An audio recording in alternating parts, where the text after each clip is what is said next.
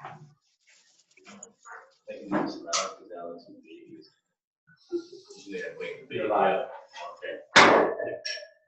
evening. I'd like to start the call the meeting to order. I had something else on my mind. First item we're going to do is ask for a motion to amend the agenda to include the following additions. This was the package of submissions regarding 278 Anderton, updated financial plan information to be considered for part of item 6D, and C, which is the Nautical Day Society. So motion to accept that. Moved. Second. All in favor? Okay, great. And then we are going to need a motion that changing the time to 4 o'clock, that in accordance with section 7.1 of the council procedure bylaw. We'll start today at 4 o'clock. So, Move it. Second. all in favor? Okay, great, that's carried. First thing I wanted to bring up was I wanted to thank Mr. Al Kenning for these almost 8 months, I think it has been, that he's been sitting as our interim CAO, and I very much appreciated everything he's done for us and carried on the successful work of our previous CAO. And as we transition to our new permanent CAO on Monday, now you've been a good mentor for me, and you've really helped us move things along in the community. So I thank you very much for you doing that for us. You're welcome. Okay. And that doesn't need a motion. All right, so first thing we do have is delegation from Inspector General's the annual performance plan priorities. So Mike, you'll have 10 minutes-ish, and please go ahead, and then we'll have some questions for us. Okay, this is my annual visit to talk about priorities for the communities. Each community, I do this with each community. I'm good. Do we need a mic? Can you guys hear him? Yep. A little bit closer, how's that? So this is the annual visit to talk about priorities, what communities want for their priorities and ideas, and for crime reduction and crime prevention and that kind of ideas. I'm talking about what kind of went away with kind of the presentation because it's just statistics. I want to go a little bit more in depth, and I broke it down just to the town of Comox. So typically, different communities have different priorities. Comox has been traditionally a crime reduction with the prolific offenders. We have a list that's exhaustive that we can add or delete any priority that you like. So that's what we're here to discuss. What's the community feelings on priority and what's the council's feeling, and we just add that to our letter of agreement, and then we go from there. And those are things that we measure through our annual performance plan, because we do that from our fiscal year, which is April 1 to April 1. So we'll go over this quickly. I can take it this is being sent to everybody. So I know from the previous visit that our file count went up about, where are we here? 2,000 files we went up from the previous year, and that I can't really account for it, what causes that. A lot of it is prolific offenders with repeat offenses with multiple files. I know we have one fellow in custody right now that's responsible for at least 30 B&Es in the community. So he's in custody, and thank goodness that we're actually holding him, because right now with the courts they're not holding a lot of people. So and that's one example of where one person is responsible for a multitude of occurrences. So I'll go to push here. Push on this one. Nope. You want? Oh, there we go. Okay. That's good then. So, suspicious occurrences, those are typical calls where somebody calls in, they got someone loitering, or they don't belong in the neighborhood. We go and then check it out. So we got over the year, and this is for a full year accounting of files. So suspicious occurrences are 268. You got traffic, unspecified systems, which can be anything from a cisgender public to, it's kind of hard to describe that one. It's kind of all encompassing where we just do general assistance to the public. Mischief under abandoned calls, false alarms, theft from motor vehicle, property, and if you go through it, you just see it goes down, cause a disturbance, and those typical people screaming and yelling and being unruly in a downtown corridor, if that's the case. Just go to the next slide. So for community, you're doing quite well for the break-in enters. So you have 34 residential, 22 other, and then 14 business. That's actually pretty good for community, for P&Es. Courtney gets quite a few, so as a community, this is pretty good. Auto theft, next slide. Again, you got theft over, theft under, theft of motorcycle, theft of truck, theft of other vehicles. So those are the categories. There's not a whole lot. That's very insignificant, that number to us as a policing agency. So the next slide, please. So that kind of shows you the hotspots. So the bigger the circle, the more files and more responses we go to. So you can see the downtown core gets quite a bit. Then it kind of spreads out from there. And this is the general occurrence file density. So you can see the hotspots, the small circles, obviously less occurrences. Okay, next slide. And there are the V&Es, density, and just where they occurred. Again, the downtown core and some of the Comox Avenue there has got targeted for a lot of the V&Es. So, and then some of the others, a lot of the residential ones there. Next one, auto theft. Again, it's not that significant. It's just kind of no real pattern, so it's kind of all over the place. And that's usually attributed to, you know, cars being left open and keys there and things like that. So we try and educate the public and we put out service announcements saying, you know, take your valuables out, lock your cars up, regardless if you're in a residential area or in a commercial area. The next one, please. Theft from motor vehicles, that's quite significant. You can see where this is going. There's a lot of that. Again, the downtown core, and then it kind of spreads out from there. It's not a lot to North Comox, but mostly in the dense southern part of the community. And the last one, last one, mischief. Again, mischief can be from someone scratching the car or, you know, pushing over a mailbox, things like that. So very dense in where it occurs. And the last one. And then that's our mental health calls. These are people that you know, need our aid in one way or another. They need to get some kind of treatment, so we're part of that process. And this is kind of all over the place. Calls can be from A to Z, can be from people that just need us to be there to talk to them, to kind of bring them down, or we need to take them to some kind of facility for treatment. We do have an MOU, or member of understanding, with the hospital on the crisis nurses, so we do have the ability to treat people right in our facility. So if we have to arrest them under a mental health act, we can take them to our facility or to the hospital, and then we have a crisis nurse on call that will come and assess them right away. So that's, we just signed a new deal with them. So that's a very good asset, because they're able to come to ourselves in our facility and deal with these people and get them treatment sooner than later, because going to the hospital is a little bit timely. We try and work through that. It's a typical, it's about 2 hour typical wait for us if we go to the hospital. So we're trying to reduce that, not the time, because it affects our resources, because we have to have 2 bodies there.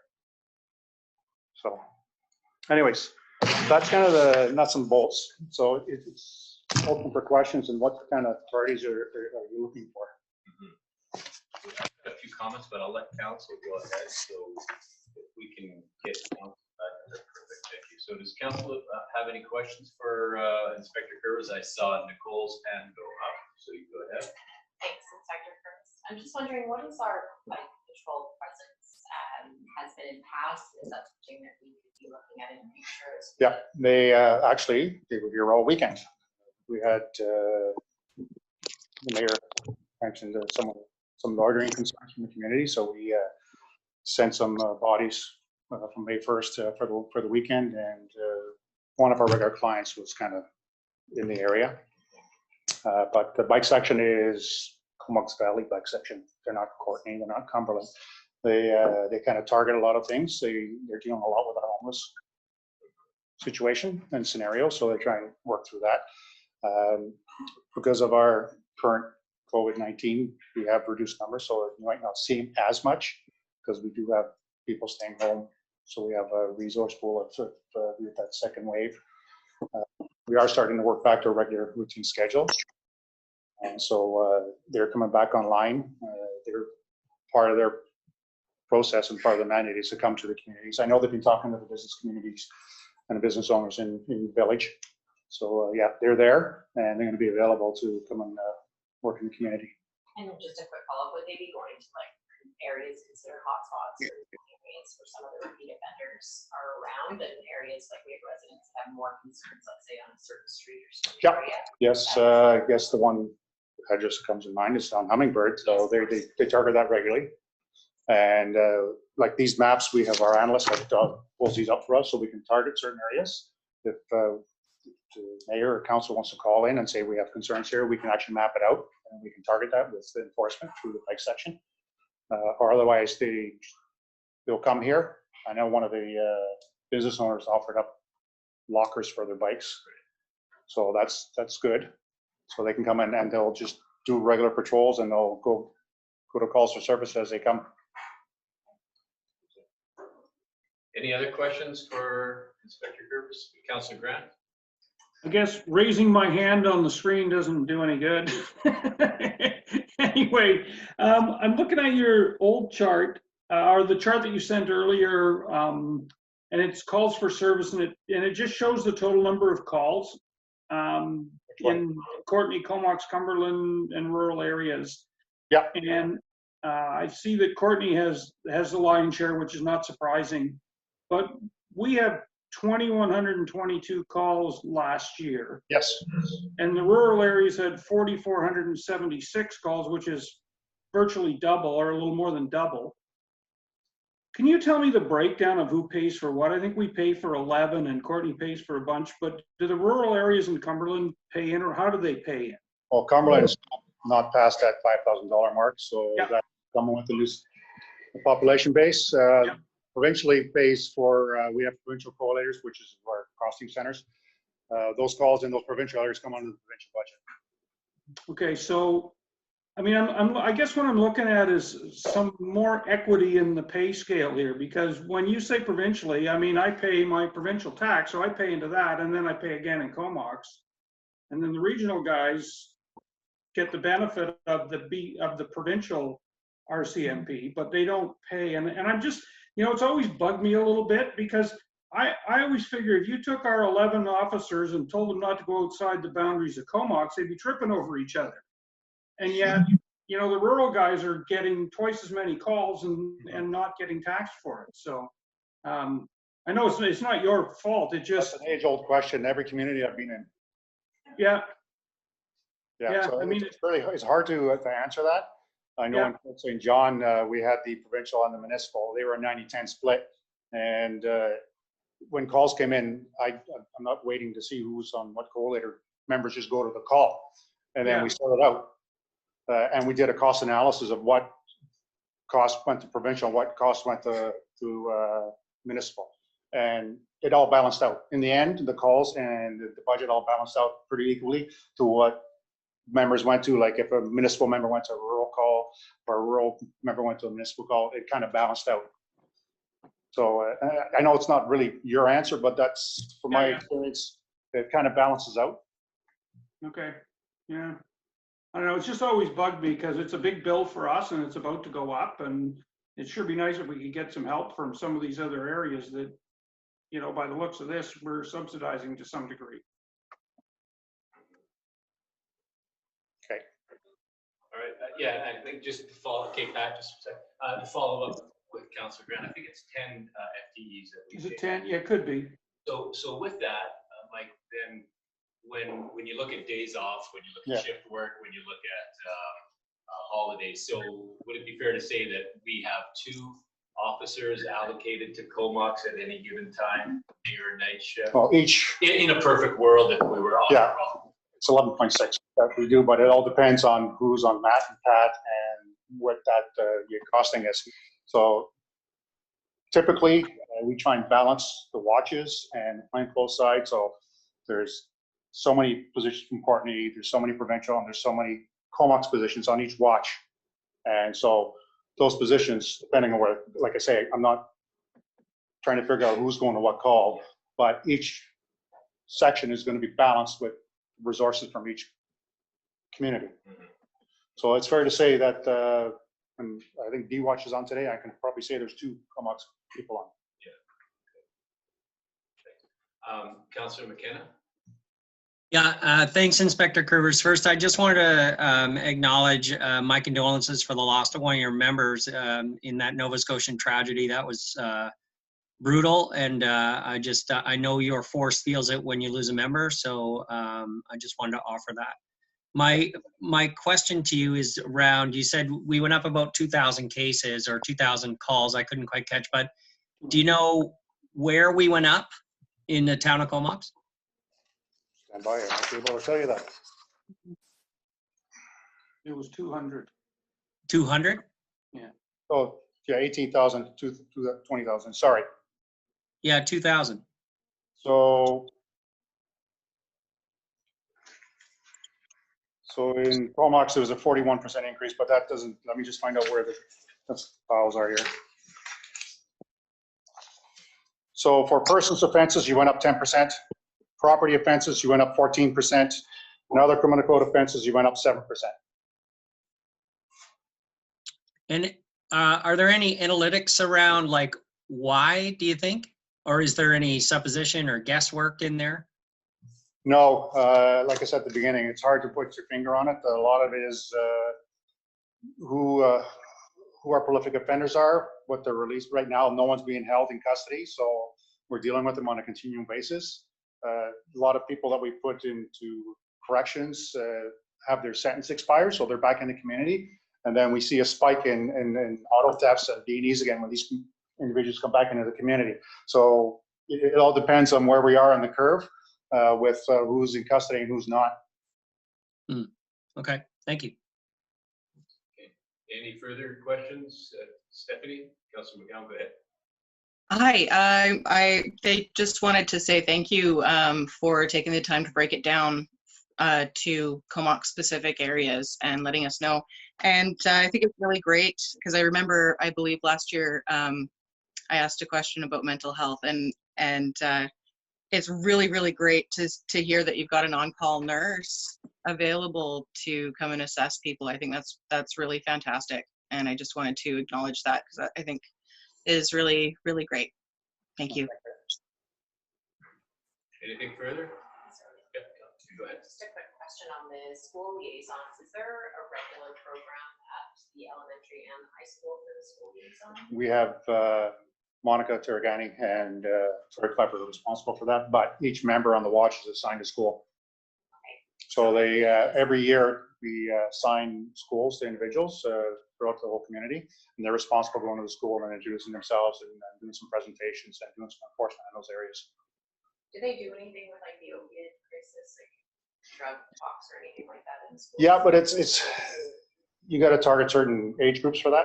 Yeah, so it's going to be the high school kids, and Paul Jones is really good at that. He was on our direction. He's actually on bikes now. So yeah, if there is a need for that kind of stuff when everything comes back to normal, then we can do presentations of that. Tori can do that. Monica can do that. Paul can do that. We have people available to present that stuff. I did have a slide. I heard in the marketing staff that like in one long weekend, people when they were growing. No, it's on here, but I did bring the kind of a Health Canada. I don't know if it's on here. You can have a look at that. It's a Health Canada one. It's a Q1 report. I'll pull it up quick and I'll just show you. A lot of the issues are with fentanyl, and this is for British Columbia. It's not broken down into communities. Let's see if I can pull this up. If I even put it up there. Comox, yep. And Q1 drug report.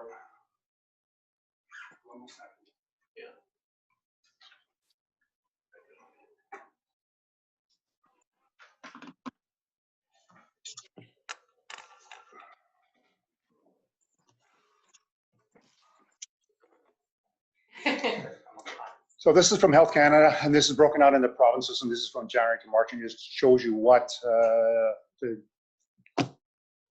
drug of choice is still fentanyl, and then cocaine, and then methamphetamine, heroin, MDMA, and I don't even know that one, what that one is, and then ketamine, psilocybin, which is magic mushrooms, and carfentanil, which is pretty bad as well. So there you have it. That's the breakdown for the drugs in British Columbia for the first quarter. And these are obviously from Health Canada, so those are reportable drugs that we're sending to them. Because every time we seize drugs, we send it in for analysis. Just heard some alarming stats recently, so aside from COVID. Yeah, you can pull that off and keep it. That's fine. So people would actually take fentanyl, like on its own, or is that just? Well, they're pills. They're just those green pills, right? Yeah, you take it. The problem is they put them in batches, and the people making them don't really mix it well. So some of them are not going to have that potency, and others will. So that's where you see the sudden deaths, where they get the pill that's got everything held into one pill. Yeah. So. Expression for that. Yeah. Right. Thank you. I have a few questions, and just to put this out to council while I'm asking Inspector Curvers that if council has any priority areas that they would want the inspector to look at. But Mike, a few things have been brought to me lately. Number one, the loitering that I brought up to you yes. Earlier, and I do appreciate your team going out and checking that. I know there was some issues at the Comox Archive Museum, and I recently have been talking to some residents down at Point Homes. They're quite concerned about what they see as drag racing going on, loud vehicles. They say it happens seemingly around your shift times. You know, people are a little crafty at that, and I'm wondering if there is a way that you folks can look at those areas. And, yeah, absolutely. And they do make the complaints to the RCMP, and it's really bother them. They say, it's dangerous. It's a big recreational area. People walk around. Yeah.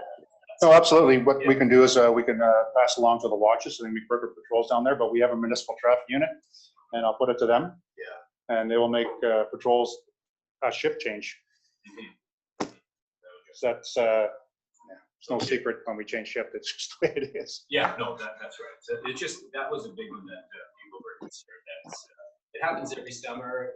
Just this year it seems to be ramping up. Yeah. So I haven't said that. So the priorities, I'm going to spitball some ideas here. Like traffic is one of them, and you can put that as a priority. That way we actually will measure that.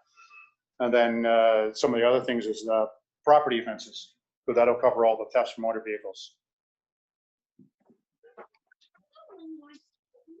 And on my list, of course, was the Hummingbird place. Yes. And looking at your maps from here, which my eyesight's not that great, but it does look like a lot is west of that. Yeah. And that happens to be where Hummingbird is, up in that central. And I actually get quite a few calls, but comments from people that, because I live near that area and walk around, that they're seeing a lot of drug action going on. There's a K car line or something, the little one that goes up and down there. That's part of the drug issue that they're thinking that's going on. So I know it's causing continuing a lot of interest, and I know you guys are on it. It's just that I'm kind of like Maureen when she was on Northeast Woods, whenever we brought that up. So whenever you're here, I'm on Hummingbird. Hummingbird. Yeah, no, we go there quite regularly. Like folks do, our drug unit, we sit on it and we try and catch people there. But like for us, we have to sit there and do surveillance. We have to monitor, we have to gather evidence. And sometimes they don't do that. Yeah. It takes time. Yeah. So it is a time restraint to that. We are well aware of that place. It's on our list all the time and we go there routinely. So we're trying our best to kind of catch people at what they're doing. I know there's property coming out of there, and we've made some arrests out of there recently too. So it's a constant battle with that property. The other thing, I understand there was a break-in at the cannabis store on Church, and I'm wondering if, and I brought this up to our local MLA about having the opaque glass because they don't want people seeing it. Mhm. And I don't want to put you on the spot, but is that a good thing or a bad thing? Because I'm thinking if the store is getting broken into, I'd rather have the glass so that people going by can see what's going on. It would lead to a little bit more of a safe environment for those employees. But I don't know if it's going to make a difference. yeah, Like if they're breaking into those places, it's typically when there's no one in the area, and they're coming in through a back alley or back lane, and they're clever enough not to get near the window unless they drive the cars through the window, which is different. yeah. Okay. But part of it is businesses are going to have to look at quality security systems. A lot of times we're going to community businesses and everybody has a different operating system. And then we have to try and figure out how to open it. And a lot of the employees aren't kept up to date because there's a turnover with employees, but they don't know the operating system. So we have to bring in something special from our IT side to come and open it up and look at this video. So businesses have to be up to speed and kind of get systems that are usable and that people can easily pick up on it. Like they don't want it too complicated, but they got to be quality because a lot of times we'll get images that is just this grainy gray mass, and it's pretty hard to identify anything with that. Okay, thanks. And the final one, sorry for taking your time. You brought up the mental health calls. Are you finding more now that we're under this COVID scenario? Is there the mental health calls escalating? A survey that I read that 50% of Canadians surveyed are finding they're affected by some sort of mental health. Now, Carlsville Service hasn't really changed that much. We're well aware of most of the people that need care on that with the mental health side. The ones that we interact with are typical repeat offenders. I shouldn't say offenders, repeat clients, because they need that treatment and they're just not getting it, or not. A lot of them are day passes or week passes where they have to go to the hospital to get the treatment dosage, and they're not doing that. So that's when we come in, and a lot of them trying to get the health department position. So we have to track down residential treatment, so we get a fair number of that. But most of the people are familiar to us, so we deal with them on a daily basis. So the council, is there anything that you would like to see as priority areas for there to look at? But we're Councillor Gallant, and I think this. Yeah, hi. I just wanted to let you know it's getting a bit hard to hear some of you at the table. But besides that, the traffic I think is a really good idea, and especially in school zones. I've had a lot of talk and conversations with people in the Brooklyn and Highland area, people just kind of zooming right through there, and I'm sure you're quite aware of it. But just a little more presence or something there that may deter people. Yeah, we can definitely put traffic on the list. Awesome. No, I'm good, thanks. Yeah, so something electronically happened because we've lost all your mics. It's really, really hard to hear you guys. I heard a big zzz, and then you guys were gone. How about I'll now? leave that with Clive. Is it still a problem? Can you hear me now? Yes, Can you hear me, Pat? Much Yes. better. much better. Okay, so did you hear what I had asked if council had any priority areas at the electricity? You're gone again. Yeah. Can you hear me now? Yes. Okay, so we're looking for priority areas that council would have for the RCMP to look at as we go into negotiating or signing their agreement. So Councillor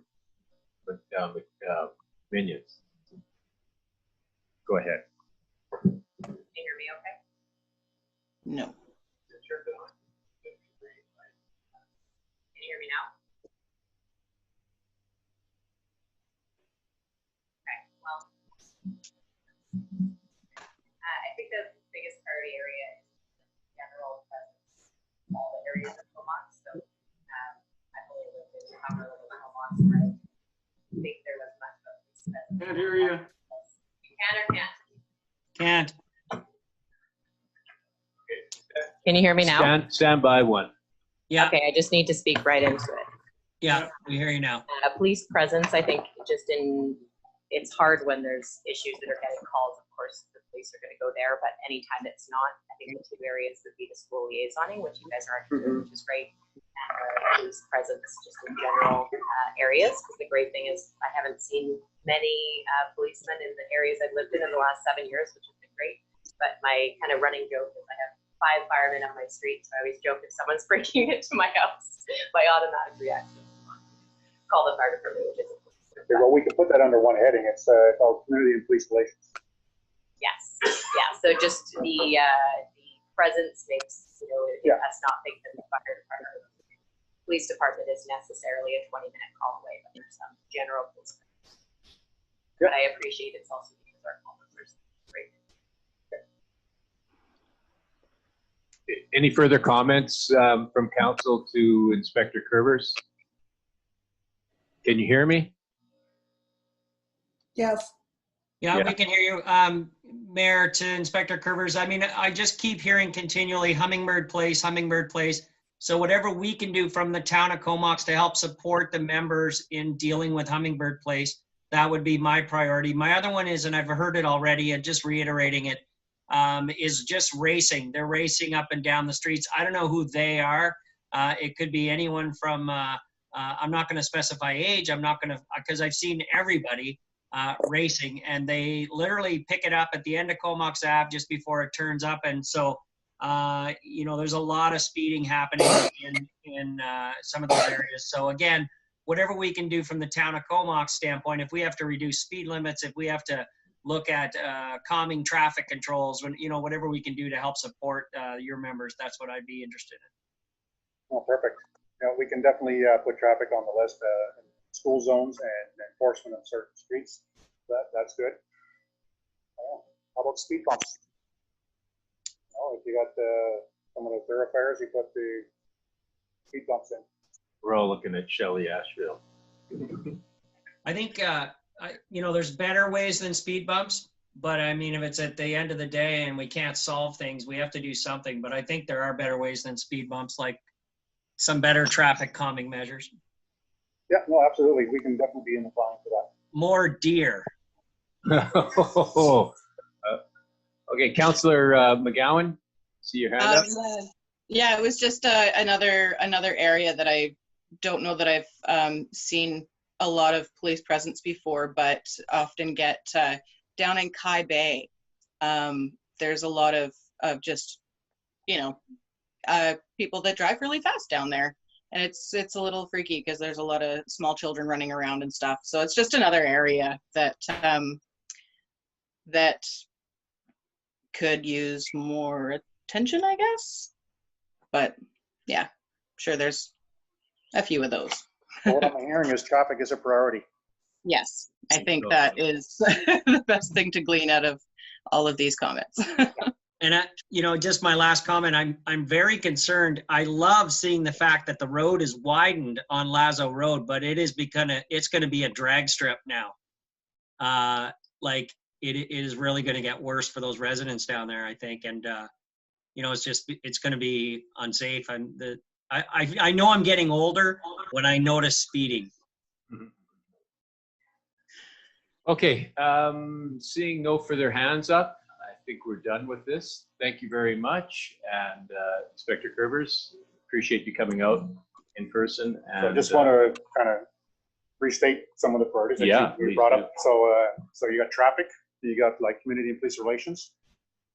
Did you want property offenses on there? they kind of go hand in hand with Hummingbird, do they? Yeah. Yeah.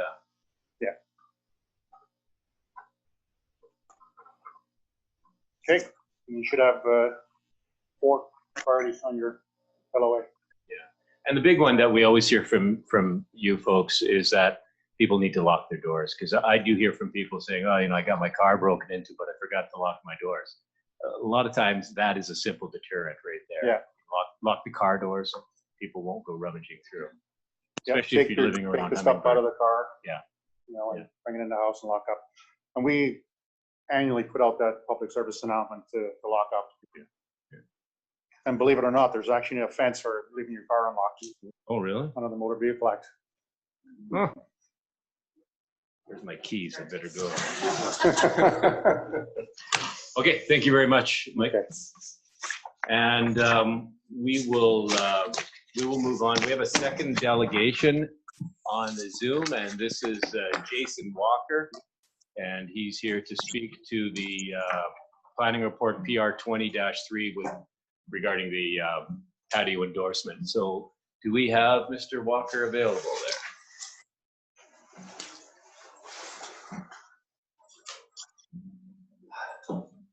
Hello?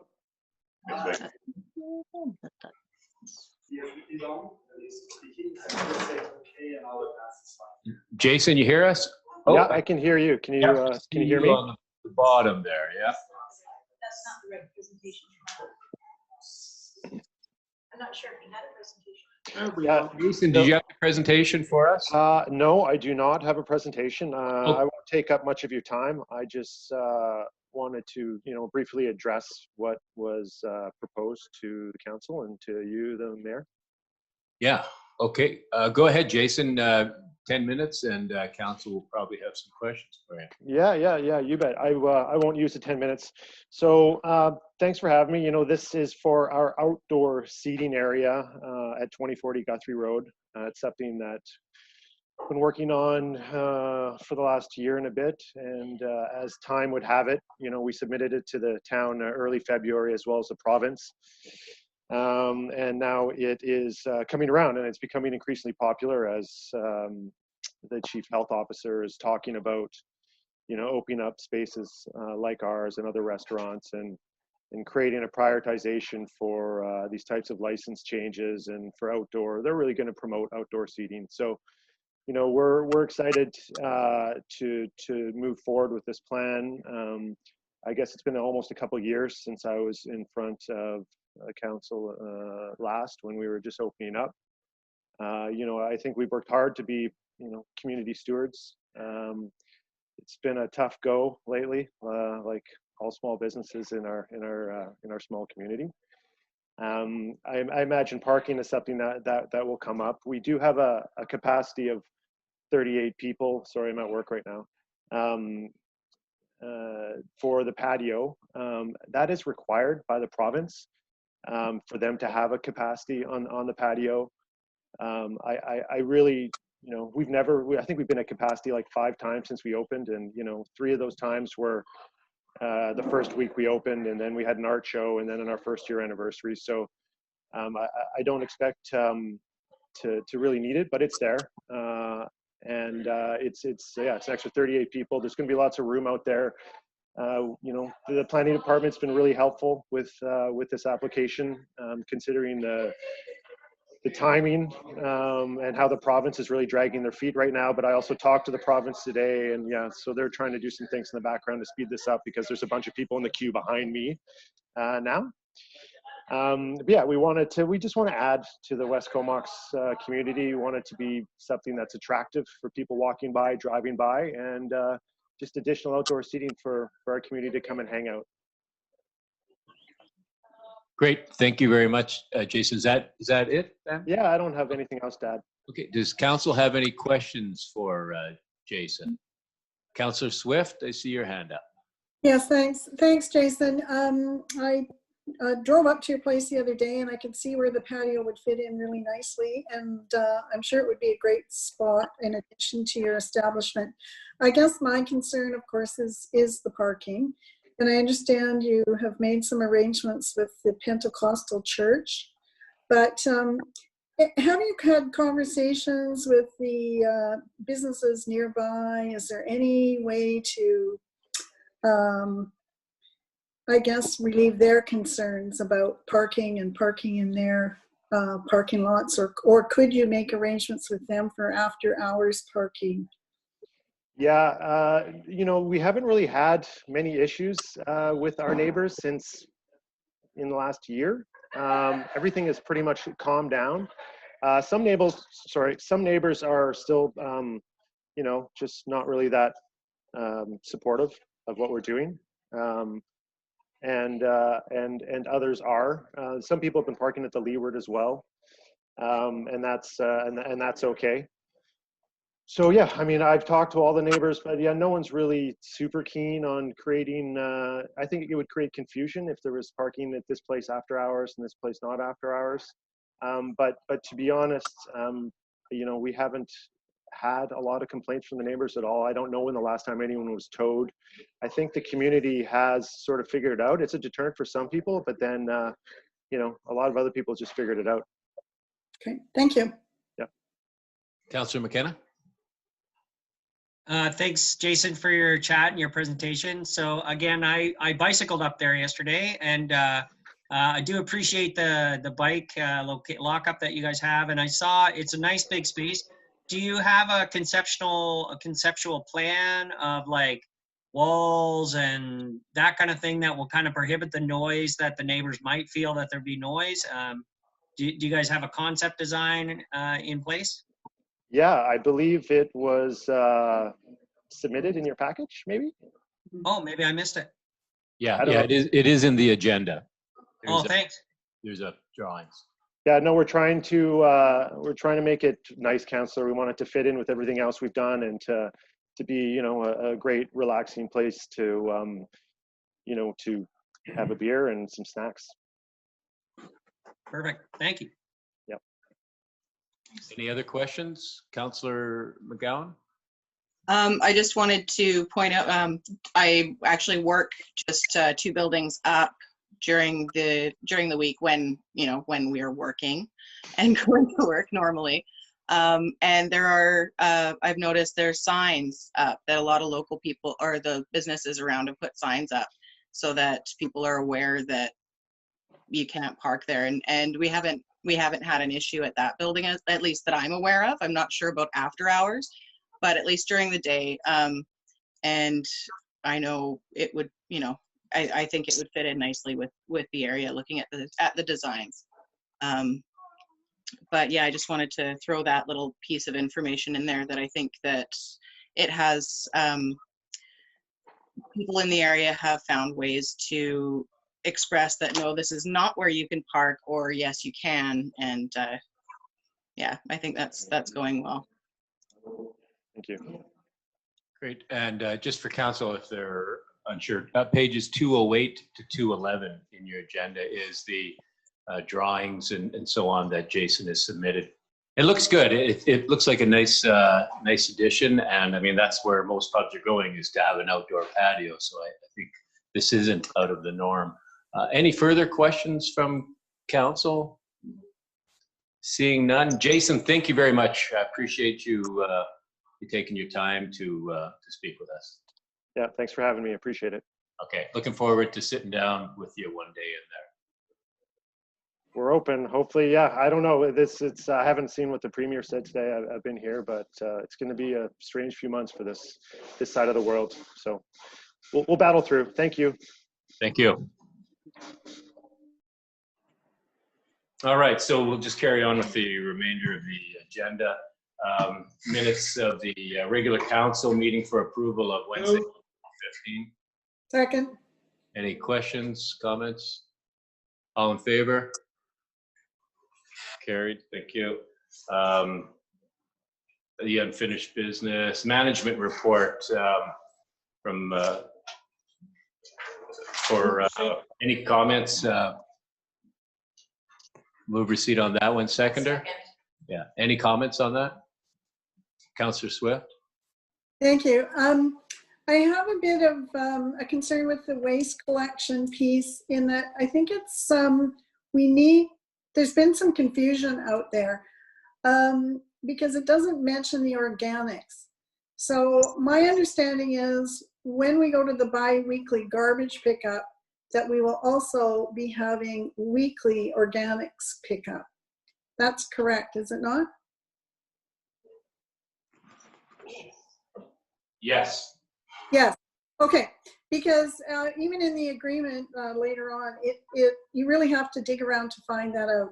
So I know people are upset with the 16% increase in garbage collection when they think they're getting less, and they'll actually maybe be getting a little bit more. So if we could just include the piece about the organics in that description, I think that would be helpful. Okay, thank you. Oh, and I have one other question. Yeah, go ahead. I'm just wondering what the status of the electric vehicle installations are. Yeah, CAO or Director of Operations? Okay, CAO allocation. So the grants have been approved for all three, which is $4,000 each, which is excellent news. And we've recently spoken with the contractor who was somewhat on hold, getting his workforce organized to deal with the new situation. But he's now indicated that he's back making scheduling plans, and work should be going forward in the next few weeks, we hope. Okay, great, thank you.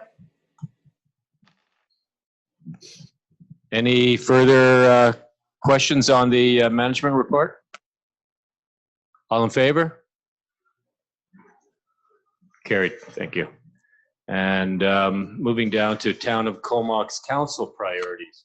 Move receipt. For receipts. Okay, any comments on that? It's probably a little skewed now because of the current position. Councillor Minions, go ahead. Just a quick question. It looks really good. I'm glad it has a nice clear layout of how it looks. There was a couple of changes that unfortunately I just kind of noticed yesterday. I'm wondering who would be the correct person if there was just a couple of suggestions we wanted to make before it actually went live. There we go again. Points. Can't hear me? No, if you hold it close, it's okay. I was holding it close. I was just asking if we had any minor changes, if there was time and the right person to be able to just send some suggestions to. Shelley? Yeah, we're Instead of thinking, going over them. thinking the corporate officer, Shelley, will be the one to hear of that. Can you hear me okay when I speak close like this? Yeah. Yeah. Okay.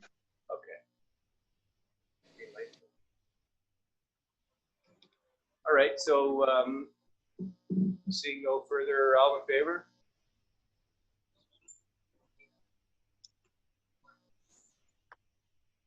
Yeah, we'll tweak it up, yeah.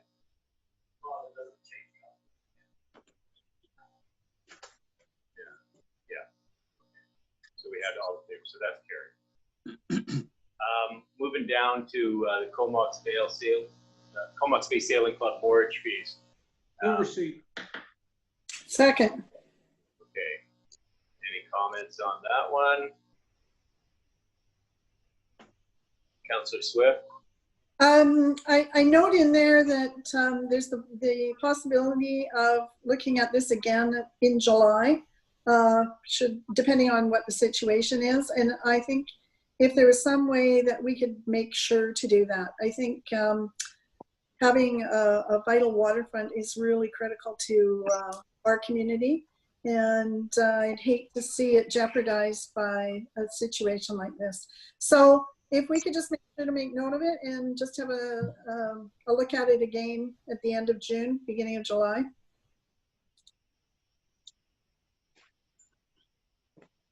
Okay, yeah, thank you very much. Any other further questions from council? So the recommendation was that no further assistance to the Comox Bay Sailing Club, but we will review it as summer progresses. And all in favor? Any opposed? That's carried. Thank you. And now we're on to G. That's the planning report. And this is to discuss the business license bylaw for the BR 19-6. So I'll move one of the recommendation. Yeah, okay, sorry. We're going to table that till 5:30. I didn't look at the clock here. So we'll come back to that if we're still doing this 5:30. All right, so it's tabled. That was because it was announced in the paper that we'd be discussing it at 5:30. Oh, okay. Yeah, sorry about that. So we'll move down to special reports. That's the Comox Valley RD meeting minutes. Move receipt. Second. Any comments on that? Councilor McKenna? Yeah, my comment's not on that. Are we, I was just over to the Facebook page and I don't think we're transmitting live. No, it doesn't look like it right now. So I'm just, if we probably supposed to be, I don't know. Anyway, I'm sorry to interrupt during this part of the agenda, but. Okay, thanks. Stand by, Council. So, can we do that for 5:30 maybe when we get to that? Because I think that would be yeah. Okay, thanks for that, Pat. Clive is going to try to get it restarted for the 5:30 portion when we get back to the cannabis. And it'll also be posted on the town's website after we're done in its full entirety. Yeah. Okay, thanks for that. So yeah, so I think we had a move and seconder for the RD meeting minutes. And any comments on that? All in favor? That's carried. Thank you. So now down to the bylaws. We have the water parcel tax bylaw in 1942-2020 for adoption. Move. Second. Okay, any comments on that? All in favor? Carried, thank you. And the sanitary sewer parcel tax bylaw in 1943-2020 for adoption. Move. Second. Comments? All in favor? All right. Ken, were you in favor? Yep. Yeah, okay, thanks. So that's carried. Thank you. And the Comox refuse collection amendment bylaw 1585-08-2020 be given first, second, and third readings and be adopted concurrently. Do we have a? Okay, moved, second. Second. Okay, and any questions on that? Councillor Grant. It's not a question, it's just a comment. I just think that to have fee increases at this point in time is wrong. I think Emterra could probably have done a little more. So I'll be voting against this just because I just don't think it's a really good time for them to be raising their rates. Okay, thank you. Councillor Minions, then McKenna. Just a quick comment. Can you hear me? Yes. Thank you, Maureen. Councillor Swift. I'm just wondering, last time I made a comment on there was no clear indication of what would happen when garbage went down to every other week. It just said a fee reduction. And so I don't believe reading the bylaw that that's been addressed. And I'm just wondering if there was any update on that for me to be able to vote. Yes or no? It's not addressed in the bylaw, and it's not specifically addressed in the contract.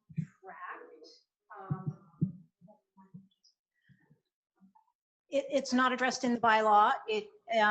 It's not addressed in the contract. It is more or less a verbal agreement with Emterra that costs will go down accordingly.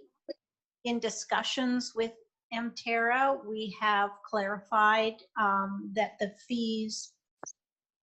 fees should, if collection is dropping by half, going from, if it's dropping by half, going from a weekly schedule to a bi-weekly schedule, then to us, by costs dropping accordingly, it should drop by half.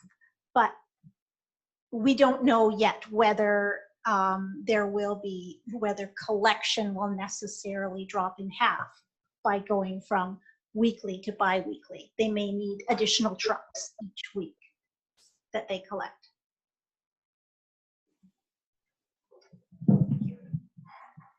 Great, thank you. Sorry, was that McKenna after Minions? Yeah, go ahead. Thanks, Mayor. Yeah, similar to Councillor Grant, I think that the increase is too high, and I'll also be voting against this. But I think also that some of the reasons they gave, one of them in particular was fuel costs, and fuel costs are not as high as when they created their reason. So I'll also be voting against this motion. Okay, Councillor McGowan. Yeah, I'm just wondering what the next steps would be if this is not adopted. We can go back to the table with Emterra? Are we going to go and look at other collectors? What are our options here? Because we don't want garbage piling up in the streets, but at the same time, this is a very large hike in prices when a lot has changed since this was originally worked out. So the reality is that this rate is valley-wide, basically. It was agreed to by Courtney and the staff at Comox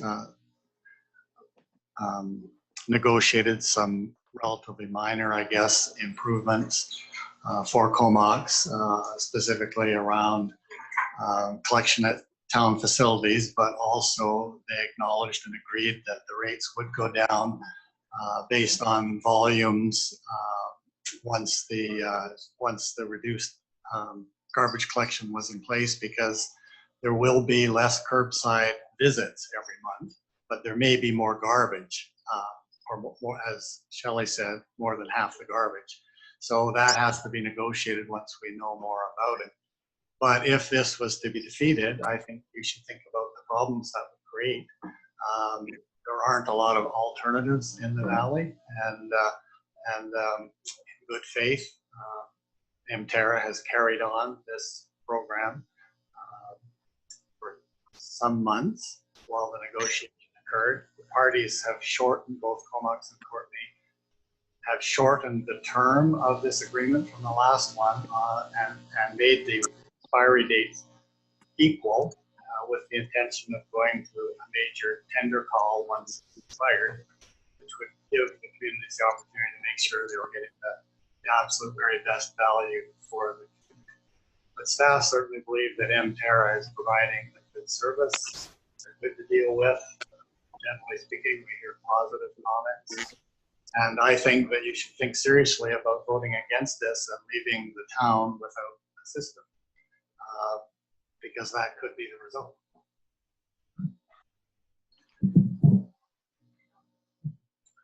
Thank you. Any further questions? Just a quick follow-up. At this stage of the bylaw adoption, if we were to, before we go to vote, say we wanted a shorter contract of 2 years, do you, in your opinion, CAO, think that would challenge the contract? Well, the contract's already been shortened so the expiry date corresponds with Courtney with the intention of a joint tender call. Sure, anything's possible, but failure to adopt this at this point, I think, sends a fairly dysfunctional message to our partner that we supported it last week, but don't this week. And I think that's a difficult place to be. Not all of us supported it last week. Yeah, exactly. I think the challenge is we're going on verbal assumptions for 3 years, and I am just wondering what small change could make myself and Councillor Grant, who voted against it, more comfortable with proceeding. But I take your comments on what the challenges could be. Thank you. Councillor Grant, your hand was up. Well, the other thing is, I noticed on our last Facebook meeting, there was a lot of comments about the going to bi-weekly garbage pickup, and I see a whole bunch again today, and I think that it's probably because we're not really getting the message out of what we're doing. So as we proceed through this, and it's maybe not really relevant to today's discussion, but I think we really need to get the message out of what we're doing, and that we're going to weekly yard waste pickup and weekly recycling pickup and weekly compost pickup. And so the need, if we do this right, won't be there. And the fact that this has been done in a lot of other areas, like we're not the first ones, we're not inventing this. This is something that other communities have been doing for a long time, and we have a pretty good idea that it works, but the public sentiment out there is not on side, and that's probably a failing on our part of not communicating, not getting the message out very well at this point. So just something I noticed.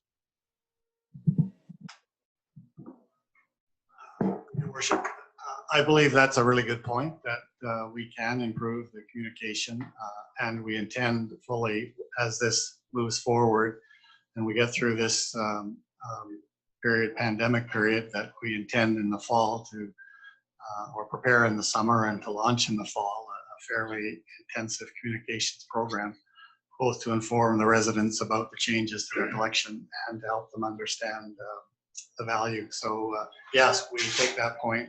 It's a good point that the communication needs to improve. Councillor Bissinger, go ahead. Yes, thank you. I voted in support of this last meeting, and I will again. I think the only thing that has changed for me, probably same as Councillor McKenna, is the cost of fuel. So I would more than happily support it if it could be negotiated with the contractor. I know Shelley Ashfield has likely worked hard at negotiating, and I trust that she's out there to get the best price for us. And I acknowledge the increases are some that were inevitable. But when it comes to fuel, like I agree with the plunge in fuel costs, even as low as what 1999 was. So I think there'd be room for renegotiating there, but I would support the other increases as they were like justified to very specific items. Okay, thank you. So seeing no further hands up, I'll call all in. Sorry, is that something you want me to talk to you about? Hang on, we're having technical difficulties here. They're passing notes in class. But just to follow up, Mayor, like would Shelley Ashfield be able to negotiate the increase due to the fuel and actually reduce it whatever it was, like 2%? So, I think the fuel is a good point. I don't think anybody anticipated it would be at 90 whatever cents a liter, and we'll certainly raise that with the contractor. But the contract has been signed, so this would put us in an extraordinary situation. But we certainly take the point about the fuel and the communication, and we'll talk to them about the fuel to make sure that that's recognized in their billing.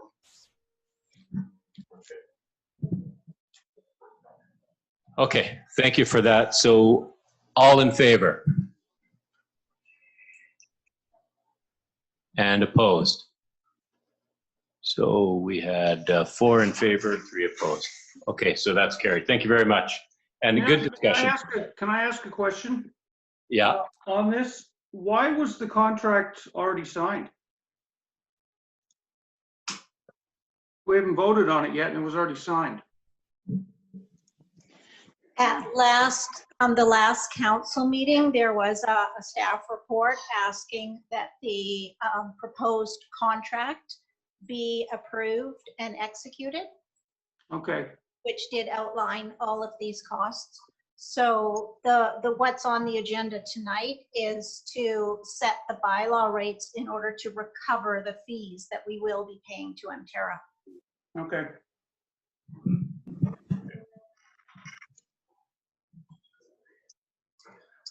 All right, thank you very much.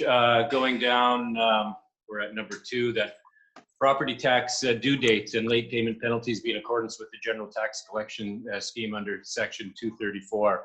And this is basically following what we believe the remainder of the communities will be doing for tax collection. Are we on 2? Wait a minute. Well, where are we? Number 1. We're on number 1. We did that one.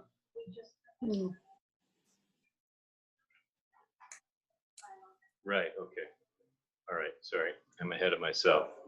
So this is under D, Comox financial plan bylaws. That in accordance, number 1, in accordance with section 9 of the local government meeting and bylaw process, we give first, second, and third readings and be adopted concurrently. So, any movers on that one? Move. Second.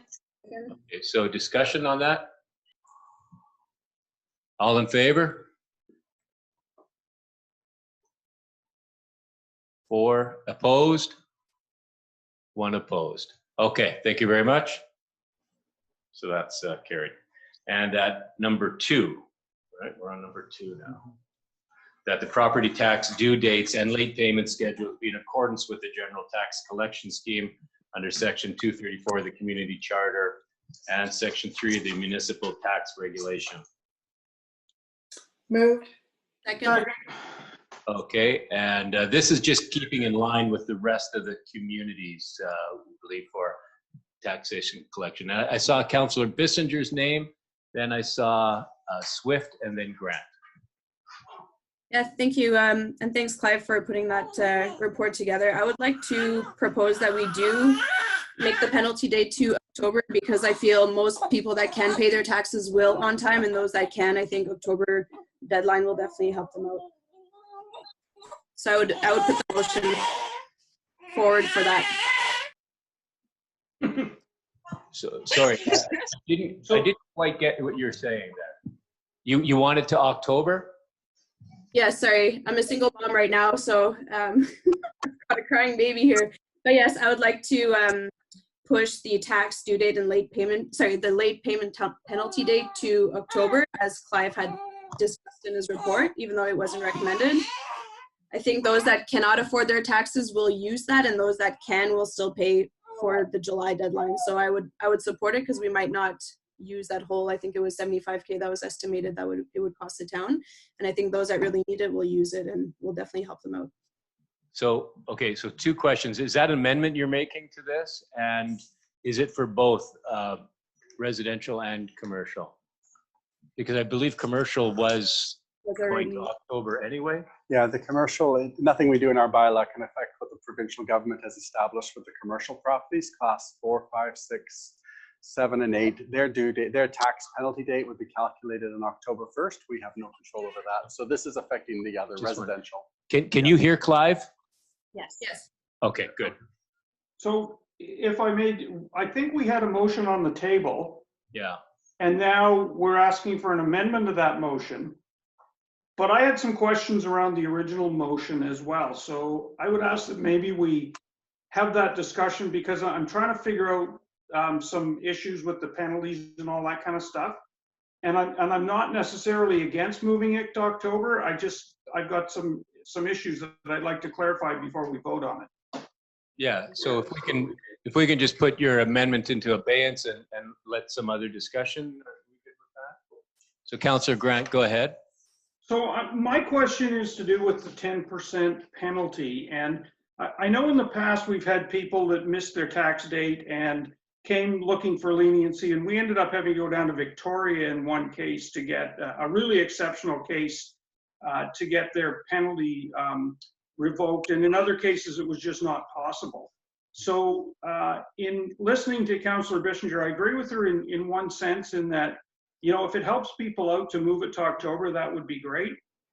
My problem with it is that if we don't have a penalty, then of course, why would anyone pay till October? So, you know, you need to have a bit of a hammer there. So if it's our jurisdiction on the penalty, then there may be some leniency, although if it's provincial, then there may not be. And so it would change the way I would see that. Okay, so Clive, go Yeah. ahead. Although the municipality calculates the 10% penalty, there's no leniency because it's by provincial regulation. So that's why when you take it down to Victoria, they deny you. The only instance ever was if they did it, that'd be surprising.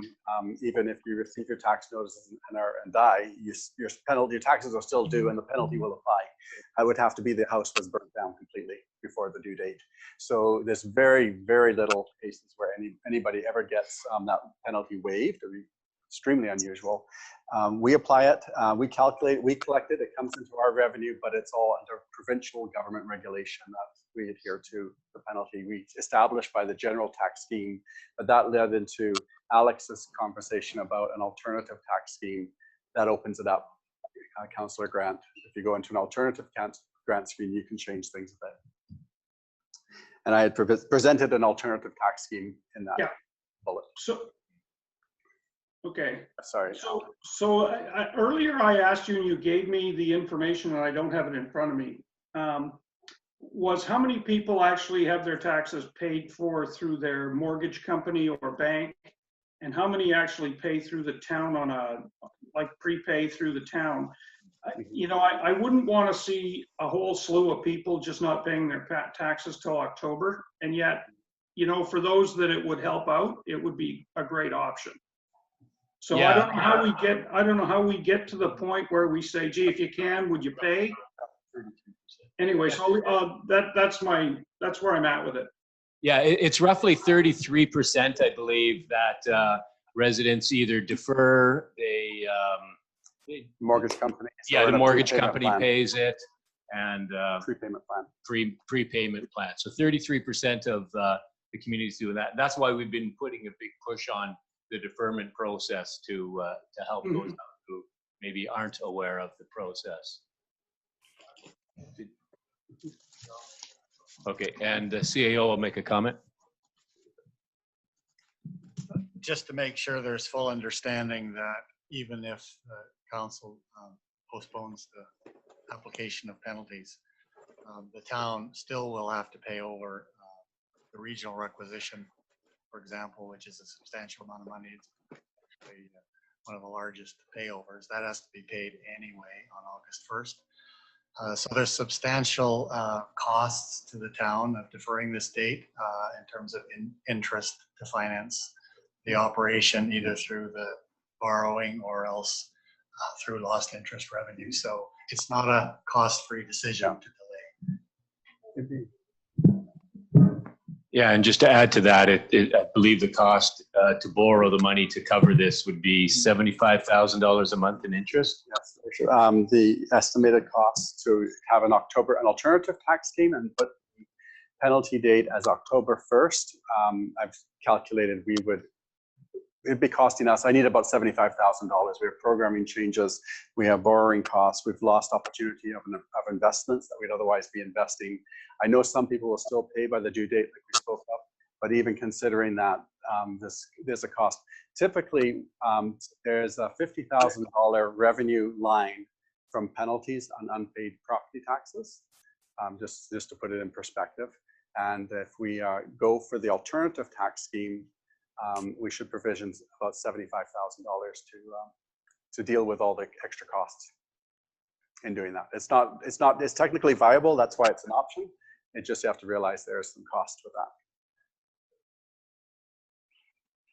Okay, I saw Councillor McKenna, then Minions. Thanks, Mayor. Back through to staff, to Clive.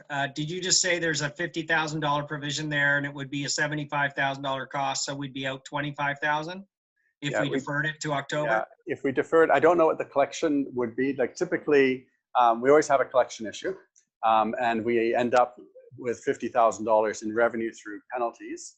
I don't know at the end of October, a lot of people just pay late, and it's up staff do collections, and we get the money in. I don't know what would happen to the $50,000 if we still have a $50,000 worth of penalty on October 1st. It doesn't change people's behavior for paying oftentimes. We're still doing our collections. but we will have costs of upwards of $75,000 to have a staggered penalty date, 90 days after the due date. It's going to cost us with lost revenues and so forth. So the so forth is the lost potential revenue from investment? One is potential revenue from investments. We would be investing more money. We wouldn't be able to invest. I would still need to borrow money. We'd be going into the overdraft position to cover cash flows. We have programming changes to do to allow us to go into an alternative tax scheme. We've never done that before, but that's part of the cost. And altogether, those three areas of cost could be $75,000 to the town to allow for an alternative tax scheme. We're talking about collecting on $25 million. This comes through those tax notices. So the numbers are rather staggering. And so these numbers seem very high, but in percentage of our total tax collection, $25 million. Okay, and Councillor Minions, you had a question? Thank you. Just to follow up to what Al had said, is it any less cumbersome to do a tax scheme that would be as short as like the end of July before the regional due date is done as like a very small compromise? Would that lower the cost if it was at the end of July? 60 days is better than 90 days. But that's, I think it's only 30 days because it's due July 2nd versus July 31st. Is it a substantial amount of administration to do a building tax scheme for that 4-week period? I think the economy is going to start revamping. And so if it wasn't encumbersome, I think even that 4-week period could be helpful. We've also, it's up to interpretation. The technical, that we have to go through a large technical revamp of software and so forth to do any sort of our software program, to do any sort of alternative tax scheme. So we have made provisions for that to happen, that there will be costs and bills for that. Of course, more staff time to do alternate things we have to do. We have to revise all the tax notices and cross out lines and so forth. So it's just costs, but it's technically feasible to do. And that doesn't have to happen if a substantial number of taxpayers just don't pay. It doesn't matter the volume of people that don't pay. It's the decision to do the tax scheme. It's based on an uncertainty of who will pay and who won't pay. We'll be definitely advertising very hard, trying to educate. We need to do that anyway, regardless of doing an alternative tax scheme.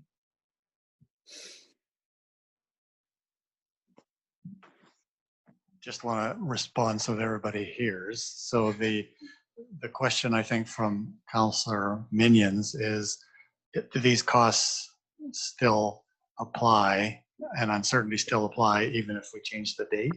Is that what, to change the date to July instead of October? Yeah. Well, right. One of the realities is that we don't know how the tax collections are going to go. So that's one of the reasons why staff recommended this bylaw to borrow, just to cover the contingency if in case the collections aren't as good as possible. So you're right.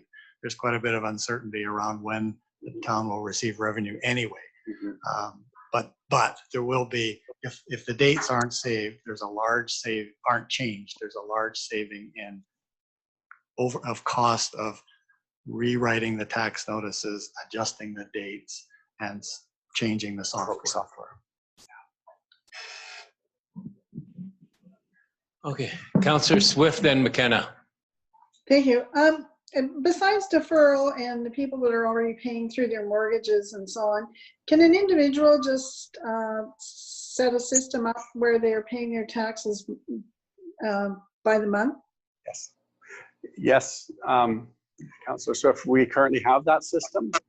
And I'm sorry, I don't have the number right with me that are on it. I would think we'd have 200. I have to look back at it, but there's quite a few on our system that do prepayments to the town. They start after the tax due. In August, they start making monthly payments, and April we finish off, and we have all the money there to apply to the taxes on July 2nd. So that's a program we encourage people to do. So you're paying ahead, not. Yes, ahead. They pay in advance of next year's taxes. So it's too late to do it this year. Is that correct? Yes. If we started that, it would be for next year. And Okay. of course, I've already done this through their mortgage company, and we're encouraging a lot of people to go and defer your taxes. The rates are very favorable, and pay it back as the house appreciates. You can pay it back anytime, but typically people, once they start deferring, they just defer their taxes for Right. as long as they want. Well, I guess what I think, again, it goes back to communication. Whatever we decide tonight, I think we have to communicate very loudly to our public, because there is so much communication coming from the federal government, the provincial government, and our local governments, that I think people could be quite confused about when their taxes are due. Yeah. And the potential for penalties. And maybe we could do a little bit of a promotion of deferrals and, prepayments and so on that would be attractive to people. Thank you. I think that's a really good point. The communication around the deferral program is really important, and you'll probably have noticed there's some posters up around town already about it. The unfortunate thing is you have to be 55 or else have a young family. So it doesn't catch everybody, but those that are eligible for it, it's a really good program. But what I wanted to say around the communications piece is one of the reasons that I believe that staff have recommended the current deadline date is because the consensus, and I know it's subject to change because the other communities haven't finalized their tax bylaws, but the consensus at the staff level was to recommend what we've recommended at Cumberland and at Courtenay.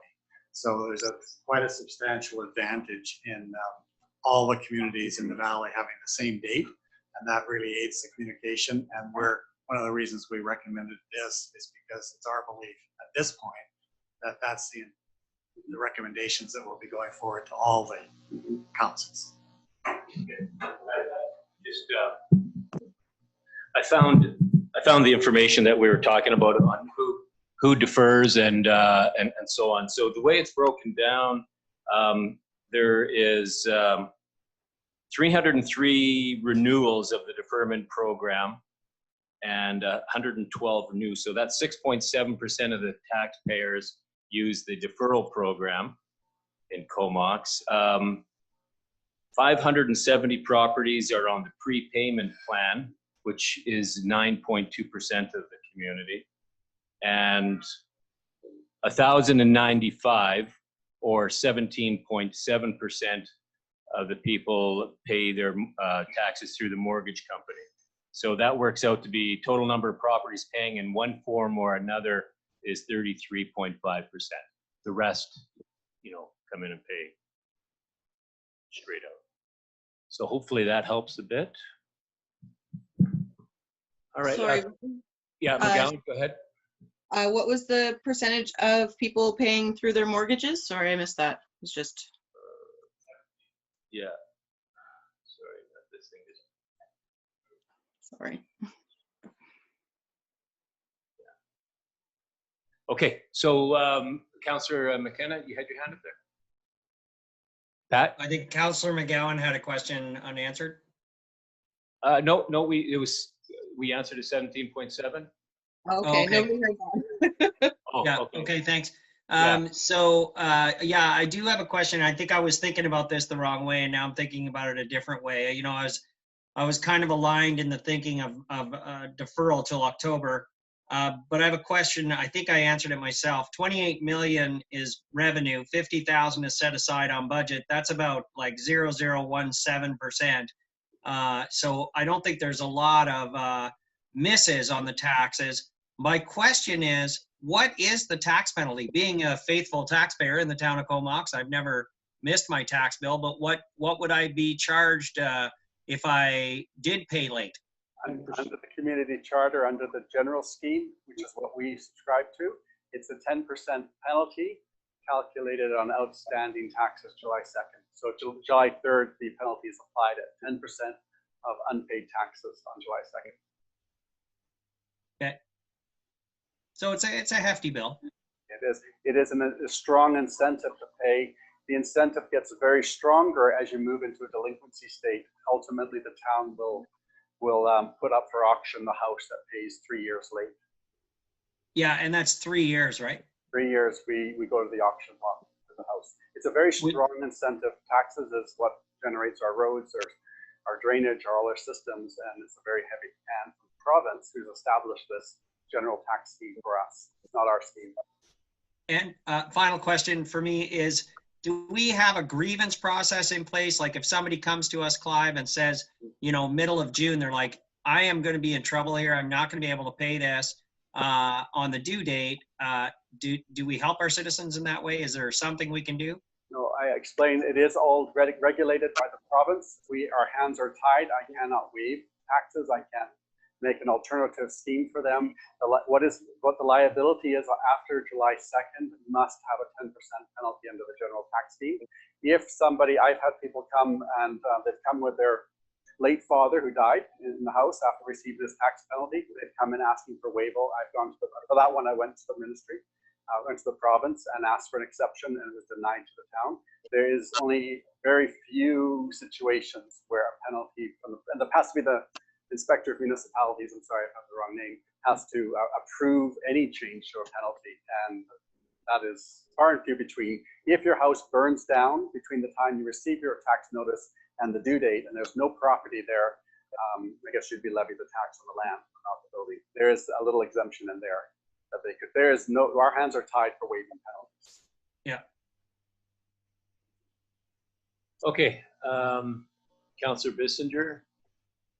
Yeah, I guess one comment is if we're going to be, I guess the penalty is 10%. I know that's a hefty bill. I know we were arguing about 2% tax raise or 5.5% tax raise, and I think putting a penalty of 10% on those households that can't even, you know, make due on their taxes, I think we really need to have a look at that. And so I don't know how, you know, like I said before, like the ones that can't afford a tax increase probably won't be able to afford paying the taxes altogether. So I think it's really those guys that we need, that are going to slip through the cracks, and that we really need to push the penalty date to October. I'm not sure if I can put that amendment or if we're just voting on the motion as it is right now, but I definitely would like to amend it to have that October date, but still encourage, like, you know, encourage the deferral program, encourage everyone that does pay through their mortgage to just keep paying for the July date, because those that can pay taxes will. But then for the ones that are affected by the economy, if we're just starting to open things back up right now, it'll probably take before, you know, to October for financial situations to reestablish themselves properly for those households. So just let me know if I can make that amendment, or if we're at the point of voting this. No, you can do it now. Motion or what the. Okay, so Yes. you're making the amendment, and Yes. is there a seconder to that amendment? We have the bylaw written for it. I'll second it so we can discuss. Okay. Yeah, stand by. If I may, I would suggest that if it's council's wish to go with an alternate municipal tax scheme, that they defeat the motion that's on the table right now and establish a new motion. And I can provide the wording of that motion if you like. Okay. So we'll just vote on the motion that we have here. So voting on number 2 there. All in favor? I'm not sure what we're voting on. Keeping it status quo, the July 2nd taxation date. So discussion point. If we vote this through, what happens to Councillor Bissinger's amendment? Well, that's what we're trying to do is perhaps defeat this, and then it brings it up for a new motion, as the corporate officer had stated that she has the wording for that. What if we don't defeat this? Then your taxes are due July the 2nd, in alignment with probably the other communities around us, because I believe the other communities are sticking to the current tax scheme of July 2nd. Except for business, correct? Yeah, businesses, they're a separate animal altogether. The province has given them till October. So this is just residential we're talking about. So we have a couple options. We can vote on number 2 as it is and see where that goes. We can take the amendment. I think we got a few things flying at us here. So it does sound like we either go with the general tax scheme, which is what we've always had, or we defeat it and we'll just go into looking at an alternative tax scheme, which could open up to other options. We've presented one alternative tax scheme here. But So Clive, just to confirm, no matter what we do outside of this motion number 2 of keeping it current is going to cost us money through Yes. through Oh, borrowing. yes, there will be additional cost to the town if you Right. defeat this, but it's technically doable and for reasons given, it's an option. Mhm. And we're looking at about I $75,000. estimate once we in defeat fees motion, we're in the tune of $75,000 to run the second option. for the whole time. Okay. All right. I don't So know I whose think, hand was first. I'm going to go with Grant, Bissinger, and then so in the way I'm reading this, it seems like Pat and Stephanie maybe think that we can't talk about changing this to October, but the way this is written, I think it's written in such a way that we could have that discussion before we vote on this. So if you wanted to, that's my read on it anyway. Schedule, the option that's recommended is pretty locked down. It's as it is. It's only if you defeat it and go to an alternative tax that you can have a discussion about something different. Yeah. I don't know if you heard that, but the Director of Finance was saying that number 2 is pretty much locked down. It is what it is. It's either a yes or no vote. Yeah. Councillor Bissinger. Yeah, I guess my point though is the 75K is what it's going to cost if the entirety of the $14.6 million taxes don't get paid July 2nd. So that means all business taxes, which are 900K, I think what I saw in the report, and all the rest residential. So that's assuming that no residential people pay their taxes July 2nd, which be hard pressed to think that's the way to go. Like me, for example, I'm one household, but my taxes come out of my mortgage. So those are going to get paid July 2nd. And I know others that are in my situation as well that will pay July 2nd. So I think the 75K is the worst case scenario for the entire town. I don't think we're going to spend as much. And I think, you know, we might spend a quarter of that or whatnot. I can't tell, but at least it'll definitely help out those that are really financial crunch right now, which I know we've argued that people are. And that's the reason why we voted down the 5.5% increase. What we're going to do is if they can't pay their taxes July 2nd, you're just slamming them with a 10% increase on their taxes automatically on top of the 2%. So I don't think it's helping those that are in the most need at the moment. Okay, and then Councillor McGowan, you had your hand up. Yeah, I was just wondering, I had the thought of the 75,000 would have to be recovered, I guess, next year in taxes, correct? Yeah, it would be somewhere. It would be absorbed. Okay. Yeah, So it's just kind of a yeah. Damned if you do, damned if you don't kind of thing, right? Okay, Councillor Minions, did you have your hand up again? Oh, okay. All right. So any other hands up? Pat's holding his head up there. It's getting heavy. Okay, and Director of Finance will make a comment. So I'm in weekly meetings with about 8 other municipalities, Penticton, Vernon, a number of municipalities, select municipalities across the province that discuss what we're doing. In addition, we were facilitating a large group of almost 50 municipalities going through the legal opinions. Lawyers were there, Ministry of Municipal Affairs and Housing was present, and a bunch of pundits were there discussing all of these options, hearing what the municipalities are doing. And it really came down to, there are the outliners that are doing unusual things, but the rest are kind of split. And to maintaining the general tax scheme, that was the one we recommended, or going to an alternative tax scheme with an October 1st penalty date on the residential. And nobody's really made decisions. It's sort of moving target, but those seem to be the two options that the majority are looking at. That's not all the municipalities, we've got 180 so, but on the 40 to, there were about 50 present at that meeting. That's sort of, this is the options we're giving you basically landed in the sweet spot of what we're hearing other municipalities around the province. Of course, in this municipal region, tax due dates are staying the same. We see that we're the lowest one increasing taxes. We dropped ours, nobody else dropped their tax rates in this region. So that's a bit of the lay of the land. You're making a decision into that. Okay, and we still have to give our portion of the money, even if we don't collect taxation in July, we still have to pay the CVRD Yeah, money. we'll be paying $2.9 million to the CVRD regardless of when we collect it. They want their money on time. They're not giving us any extension. So nor are the other taxing authorities, except for the school. We can pay them at the end of the year. I wonder too, our CVRD reps, has there been any discussion at the RD board about postponing their collection of taxes? No one's. No, they're not doing that? No regional district is postponing. The only one that's doing something generous is the school taxes. They want to ensure that businesses will pay 25% overall, than less than what they paid last year. And that takes into consideration the municipal taxing, all the other taxing authority. They're going to lower their mill rate to ensure that happens. But as yet, I haven't heard anything from them. They haven't posted their rates. So it's a great promise. We haven't seen a thing. So we're waiting on that. So regional district tax rates had to be in March. So so that got done just as this whole COVID issue was starting to hit.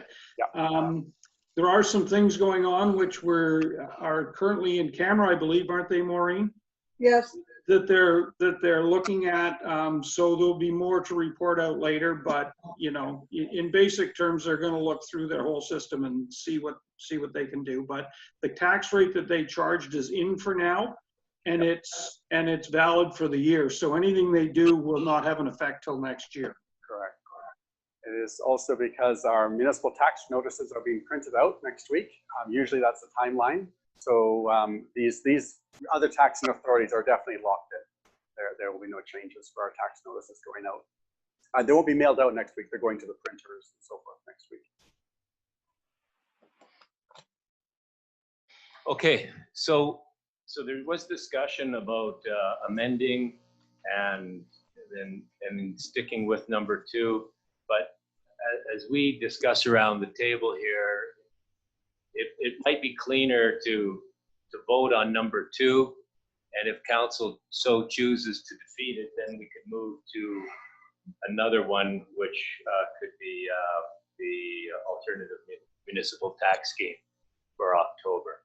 So, Councilor Bissinger, you had made the amendment. Are you okay with rescinding it and us sticking to voting on number 2 there, keeping the status quo? Yeah, I'll rescind the amendment, and if status quo gets voted down, then I would like to bring it as a motion. Okay. So keeping in mind, if we do vote this down, there is a cost. It's the old saying, pay me now or pay me later. So with number 2, so all in favor of keeping the current general tax collection scheme that would be due July the 2nd. All in favor? And opposed? We have 1 opposed, so that's carried. So it will be July the 2nd. Thank you. That was a great discussion. I know there's going to be more on the social media world, but you know, these are hard decisions that we're making, and I appreciate all the effort into that. So we're moving on to number 3, that in accordance with Section 9 of the Local Government Meetings and Bylaw Process, that Comox Financial Plan Bylaw 1948-2020 be given first, second, and third readings and be adopted concurrently. Move that. Move that. Okay, seconder. Second. Okay, Marie, Councillor Swift, second. Any comments on that? All in favor? And opposed? Councillor Grant opposed. Thank you very much. That's carried. And then we go down.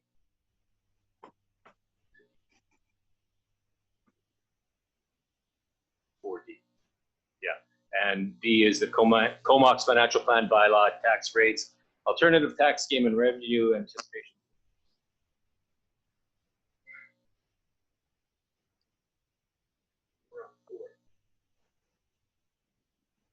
Sorry, we're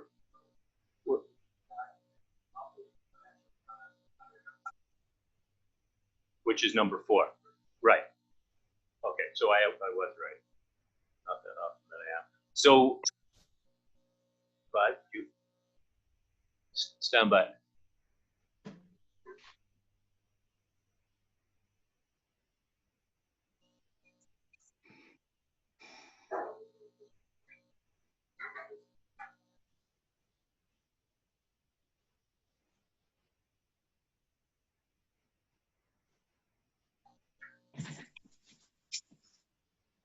More technical difficulties.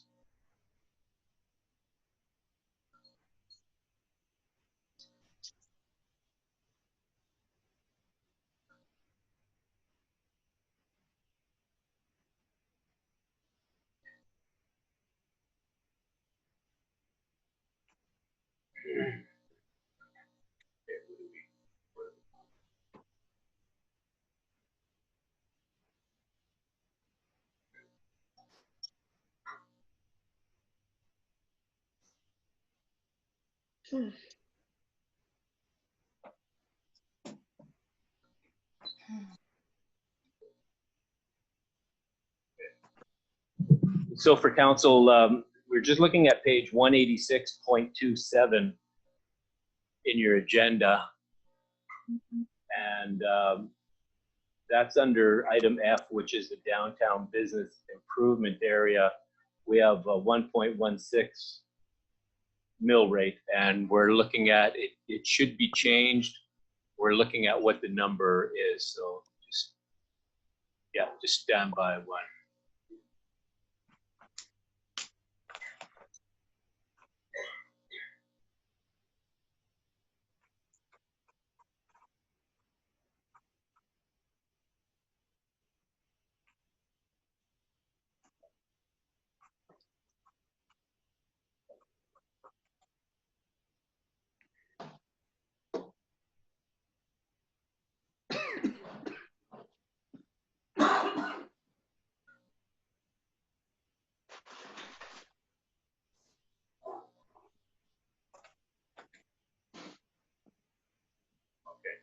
So that number should be 1.32029 for the mill rate, correct?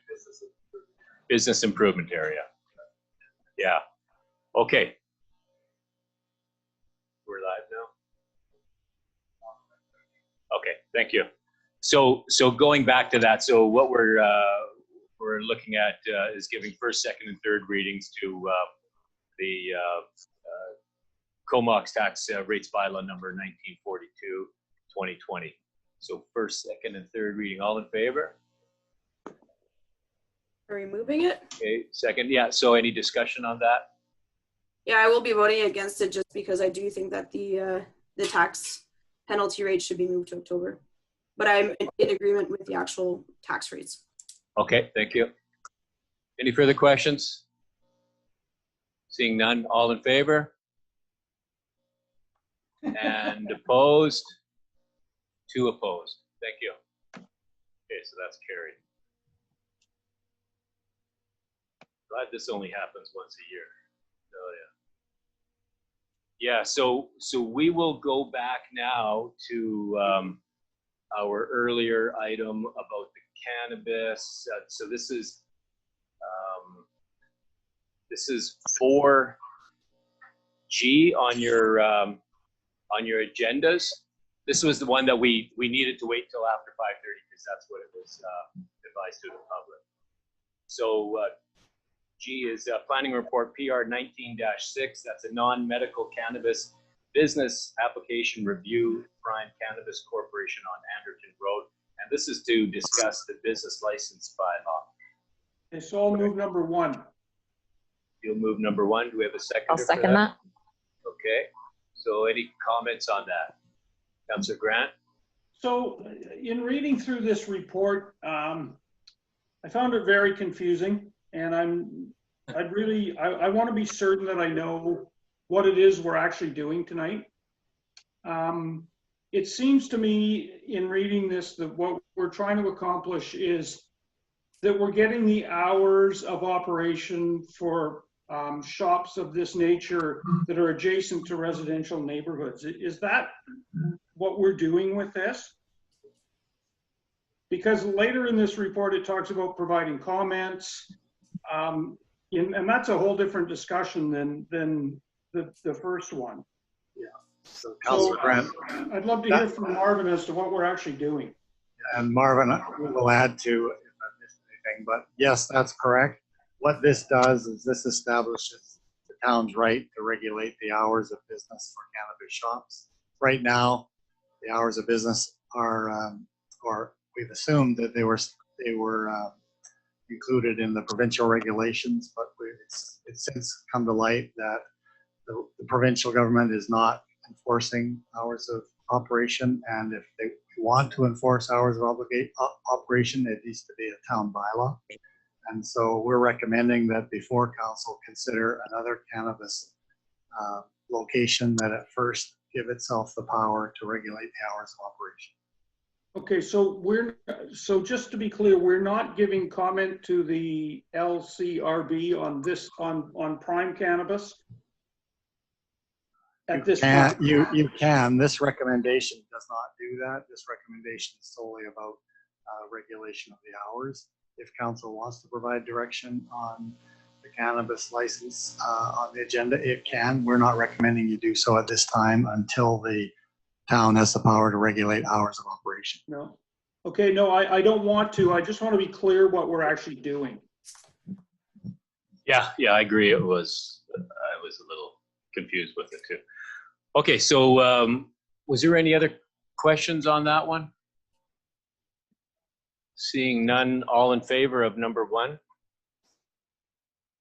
Okay, so that's first, second, and third readings, and that's carried. And was there any opposed? I thought I saw hands. No opposed. Okay. And that number 2, that pursuant to section 59 of the Community Charter, council give notice of its intention to adopt the Comox Business Regulation Amendment Bylaw number 188204 by publishing such notice in 2 consecutive issues of the newspaper. I'll move that. Mover. I'll second. Okay. McGowan seconded. So any comments on that? Oh, seeing none. Oh, Councillor Grant.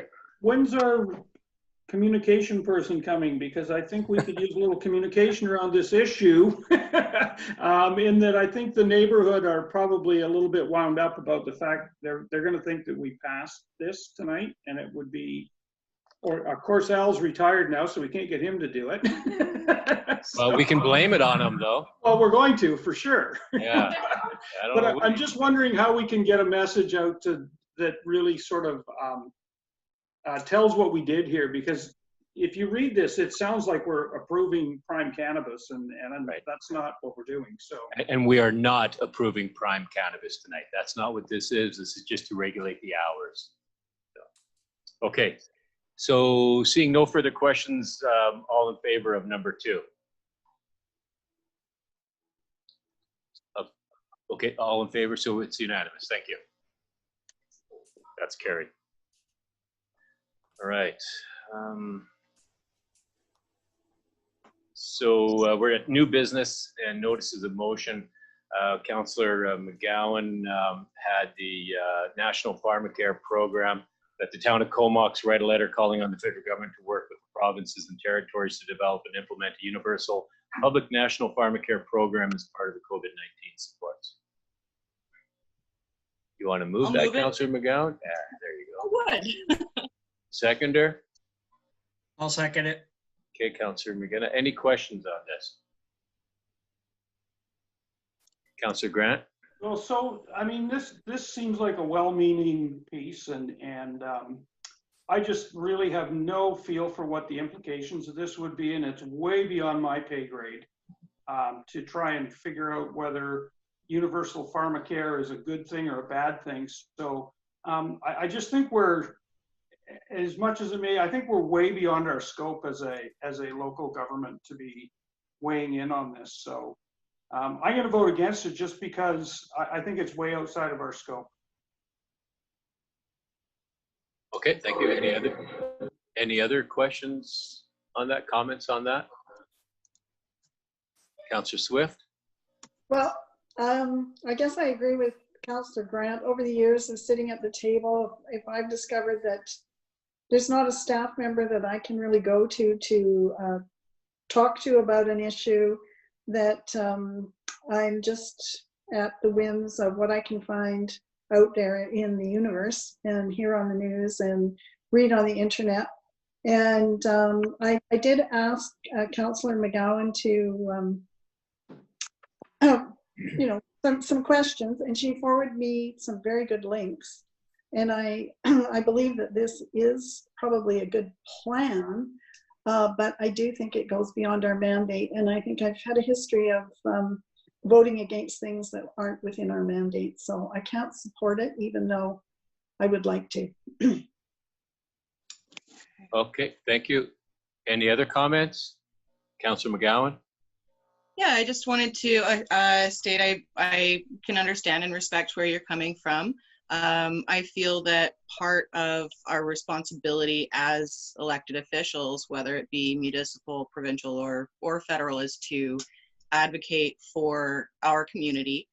And I think that, you know, this report, the original recommendation came out in 2017, and right now when people are struggling financially and with our particular population in mind, I think that now would be a good time for the federal government to use some of that money and make sure that people aren't putting an extra strain on the medical system that is trying to deal with something else.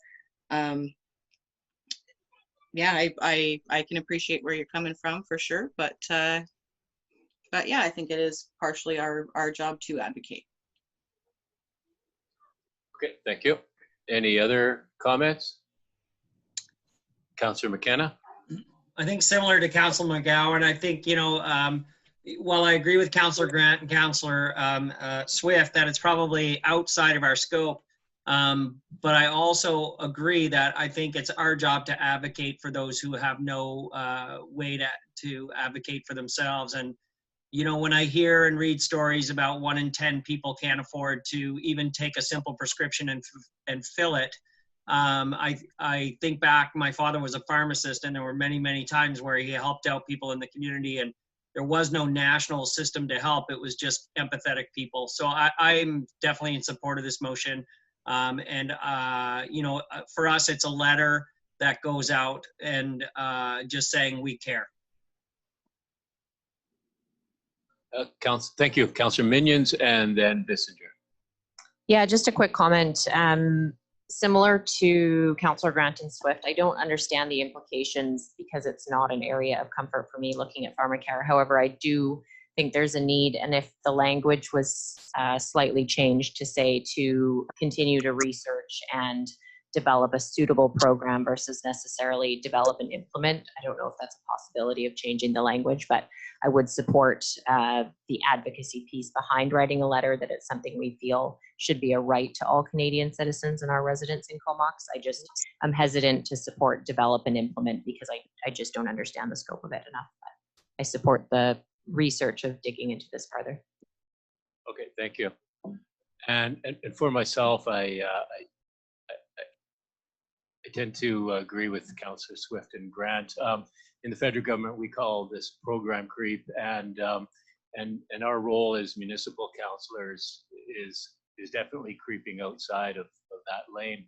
I think we're very fortunate here to have great relationships with our MLAs and our MPs, and the MPs to be the ones that should be taking this. So while we do have an advocacy role, we could use that by talking to our MLAs, our MPs to bring that forward. So I think we've all had an opportunity to speak. So if there's no further questions, I'll take the vote. Oh, Councillor Bissinger, sorry. Thanks. I guess my question is around this. Like, I know, I do agree it's a bit of a program creep, but is there like a template letter that exists that we're just sort of signing off on, or are we recreating the wheel and getting staff to research all of this? Because same thing, like I support the advocacy, but it is out of our scope. So if it's, a quick add a signature here, I definitely support it. But if it's more than that, then I would vote against. I don't know if there's clarification on that, perhaps from Councillor McGowan. Yeah, I think there is, I think through the Canadian Labour Congress or something, a template letter And I can bring that back and definitely make any changes that you want. I did send out the email that I sent to Maureen. I think it went to everybody. Yeah. But it had the 2017 full report that had quite a bit of research and implementation details in it. So that would be a good research, Councillor Minions and anyone else that is curious to look into it anymore. I do believe it's definitely out of my scope, but with the research that has been done and how it works in other countries quite clearly well, us being the only universal healthcare country that does not have pharmacare, national pharmacare of some kind, I think it's pretty clear that the research has been done out there and that it is a possibility. Yeah, I think that it's a pretty important thing to do. All right, thank you very much. So we'll take the vote. And this, so all in favor of the letter writing?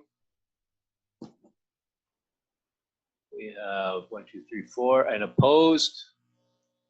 We have 3 opposed. Okay, so that's carried. Thank you. And just to confirm, will we then be adjusting the letter somewhat, or I haven't seen this letter. Yeah, I'm happy to send it out and bring it back to the table for confirmation. At the next meeting, send it out for council to approve before it's sent. Absolutely. Yeah, okay, that sounds good. Thank you very much. So yeah, that is carried. So now we're down to B. This is the organics collection and regional district feedstock commitment that the town of Comox commit to be providing residential commingled kitchen and yard waste to the regional organics transfer station located at the Comox Valley Waste Management Center in support of the Comox Strathcona Waste Management's regional organics compost program. I'll move that. Second. Okay, and comments? Councillor Swift.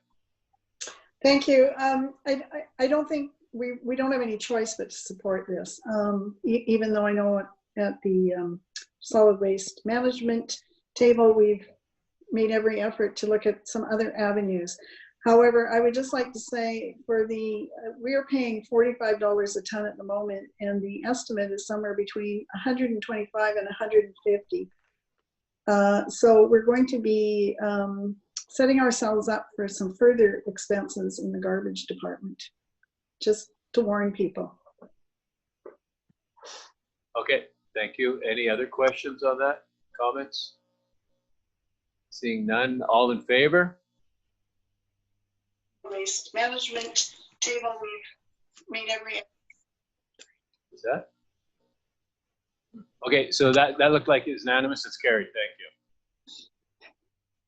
Unless somebody's a ventriloquist there. Okay, so then we go down to Nautical Days Festival, the cancellation. So number 1, that due to the provincial health officer's order in response to COVID-19 pandemic prohibiting gatherings in excess of 50 people, the 2020 Nautical Days Festival be canceled. I'll reluctantly move that. Yeah. Second. Okay, and any comments on that? Pretty straight. Oh, Councillor Minions. Sorry. I'm not sure if we were moving C1 to 4, but I just have a question around C4. So were we moving all 4? Right? Well, that's up to council if they want to move all 4 together, or We just moved number 1. okay. So we're just moving number 1. I have no question. Okay. So all in favor? And no opposed. Carried. Thank you very much. And number 2, the service agreement dated January 27, 2020 with David Stevenson for the production of the 2020 Nautical Days Festival be terminated effective April 30, 2020 due to the cancellation of the 2020 Nautical Days Festival. Move. Second. Comments? All in favor? Okay, carried. Thank you. And that number 3, the draft service agreement with Mr. Dave Stevenson for the production of the 2021 Nautical Days Festival as attached to the April 27, 2020 staff report from the Corporate officer titled Nautical Days Festival, 2020 cancellation and 2021 festival be approved, and that the mayor and corporate officer be authorized to execute the agreement. Move. Second. Comments? Uh, Okay, Councillor McKenna, go ahead.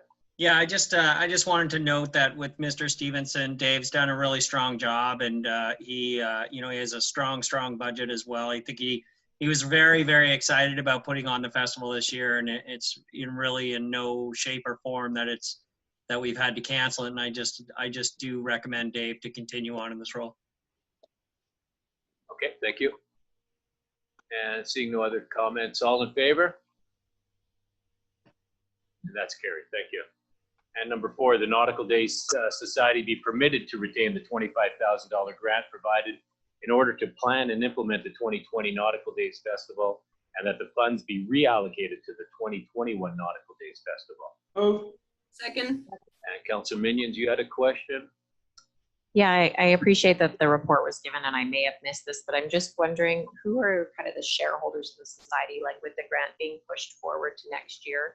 That money does not sit with the coordinators. Like, is the society, I was just trying to figure out the structure of where that money was getting pushed forward to, just in case there was any changes in the next 12 months, not anticipating any changes. So the society is a separate entity, and the money currently is sitting in a bank account that is in the name of the Nautical Days Society and not the coordinator, Dave Stevenson. However, having said that, the 3 principals, directors on the Nautical Days, well, 2 of the principals on the Nautical Days Society are Dave Stevenson and another person with the same address, who I assume is a partner, and one other person.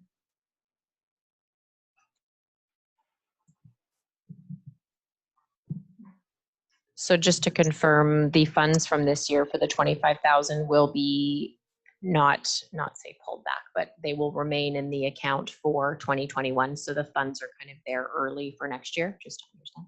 That's correct, yeah.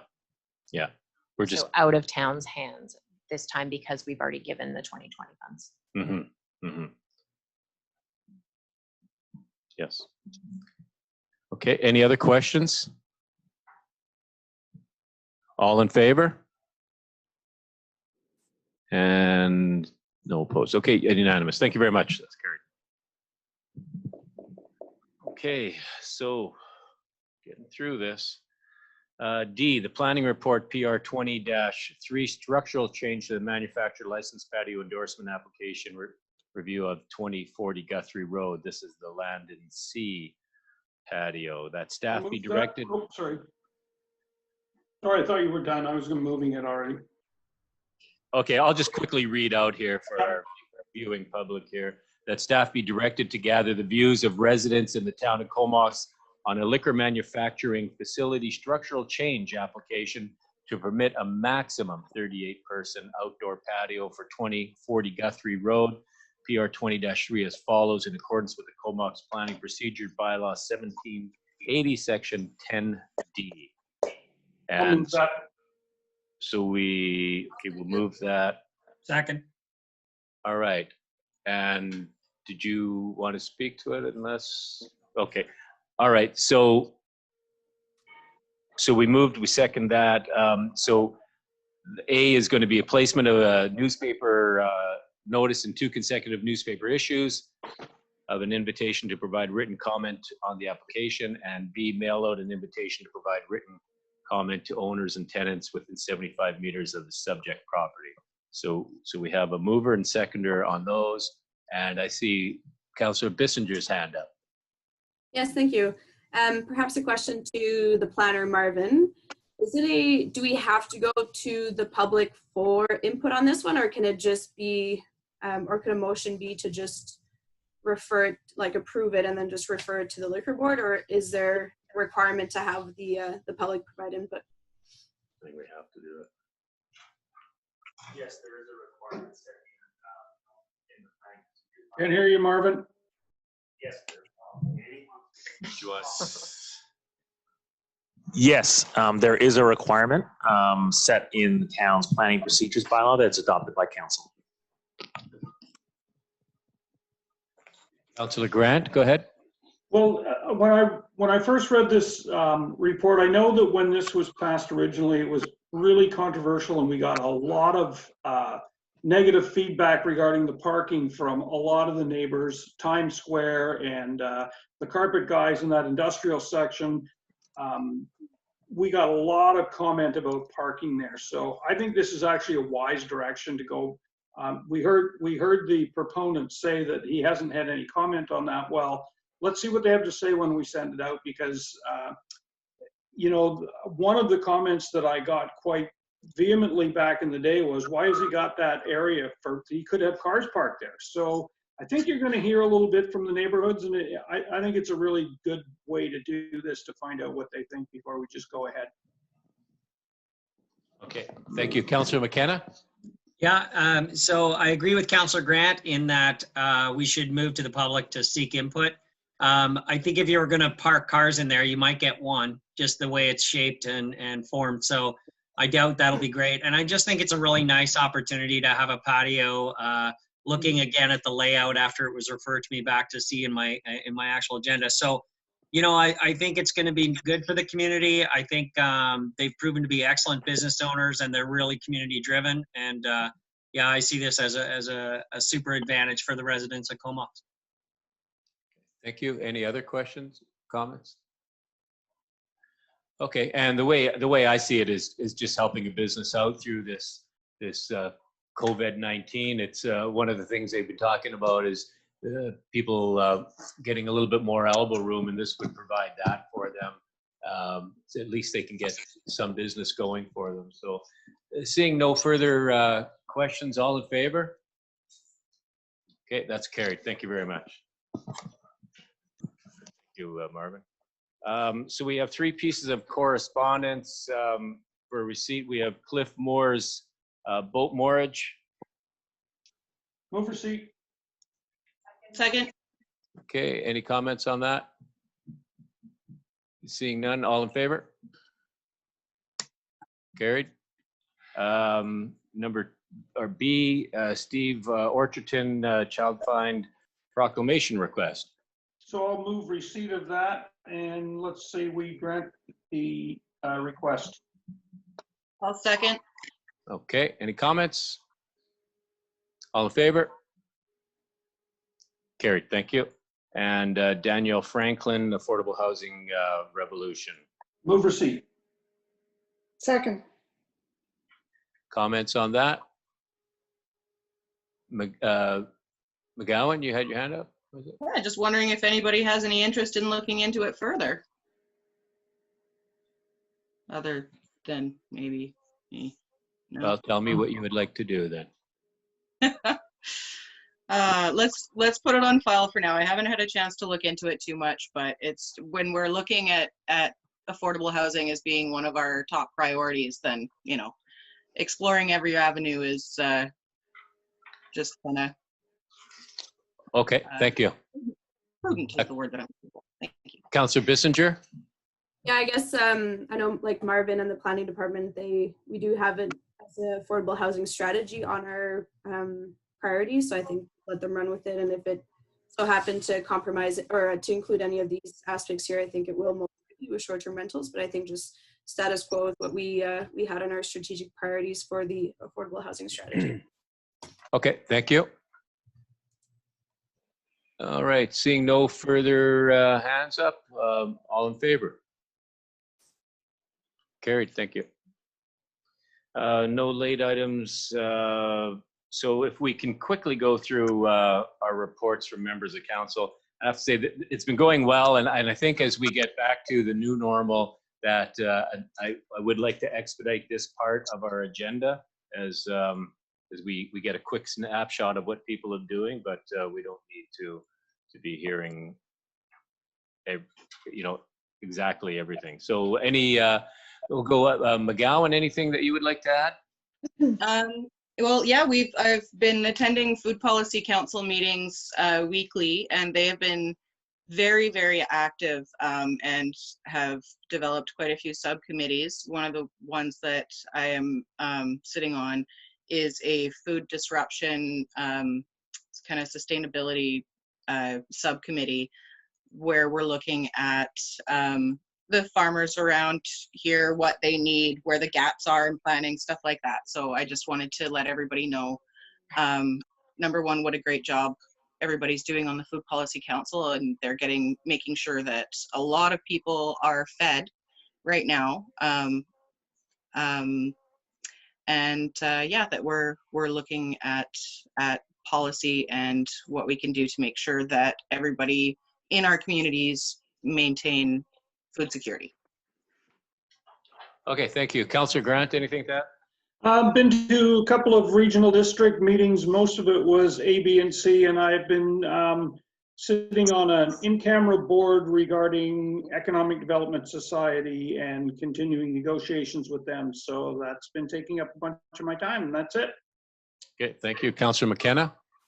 Yeah, so I attended the Community Justice Center. Again, they've gone virtual online, and they're working on next year's lecture series as well, and planning potentially for it to be virtual again. So they're being very adaptable as a society. Also attended today the Comox Valley Coalition to End Homelessness meeting, and they are still responding to the COVID crisis and housing homeless throughout hotels in the Comox Valley. And of course, the emergency response team has done such great work, and the mayors and the community working together. So I just wanted to say thanks for that. Okay, thank you. Councillor Swift? Thank you. I've attended the regional district meeting, and Council Grant has already reported on that. I've been attending the Emergency Operations Center updates, and I sent those the information as it exists. It's pretty quiet actually, but forward. And of course, the regular Philburg board meeting, which obviously they've had to cancel the Philburg Festival for this year. And they're very concerned because, of course, all their sources of revenue dried up. Weddings, the Shellfish Festival, the Philburg Festival, and so on. Just today, I learned that their gift shop is now accepting donations again. So if anybody has a donation they'd like to drop off there, they can do that. And other than that, they're just wondering how they're going to keep their heat and light on. Thank you. Okay, thank you. Councillor Bissinger? Yeah, thank you. I attended the EOC, or elected officials forum yesterday, and just been out and about in the community, and just wanted to thank everyone that's involved in the leadership around. I know we have a strong leader with Jesse Kettler, so, and thanks Maureen for attending those. So kudos. And I guess I just wrote here, maybe I didn't wrap my head around this properly, but are we not considering the application then for 278 Anderton today? Is that what was decided? That's correct. We're just discussing hours of operations for cannabis stores in general. So is that on the next meeting agenda then? I'm not sure. Yeah. Month. Maybe a month or so once it's in the papers, and the papers are only publishing once a week now. So yeah, it'll be a month or so down the road. Okay. Thank you. Yeah. Thanks. Councillor Minions. Not much to report, but attended 2 Vancouver Island Regional Library Board meetings, 1 executive and 1 regular, just talking about how to get the sites open kind of in the future and keeping everybody safe.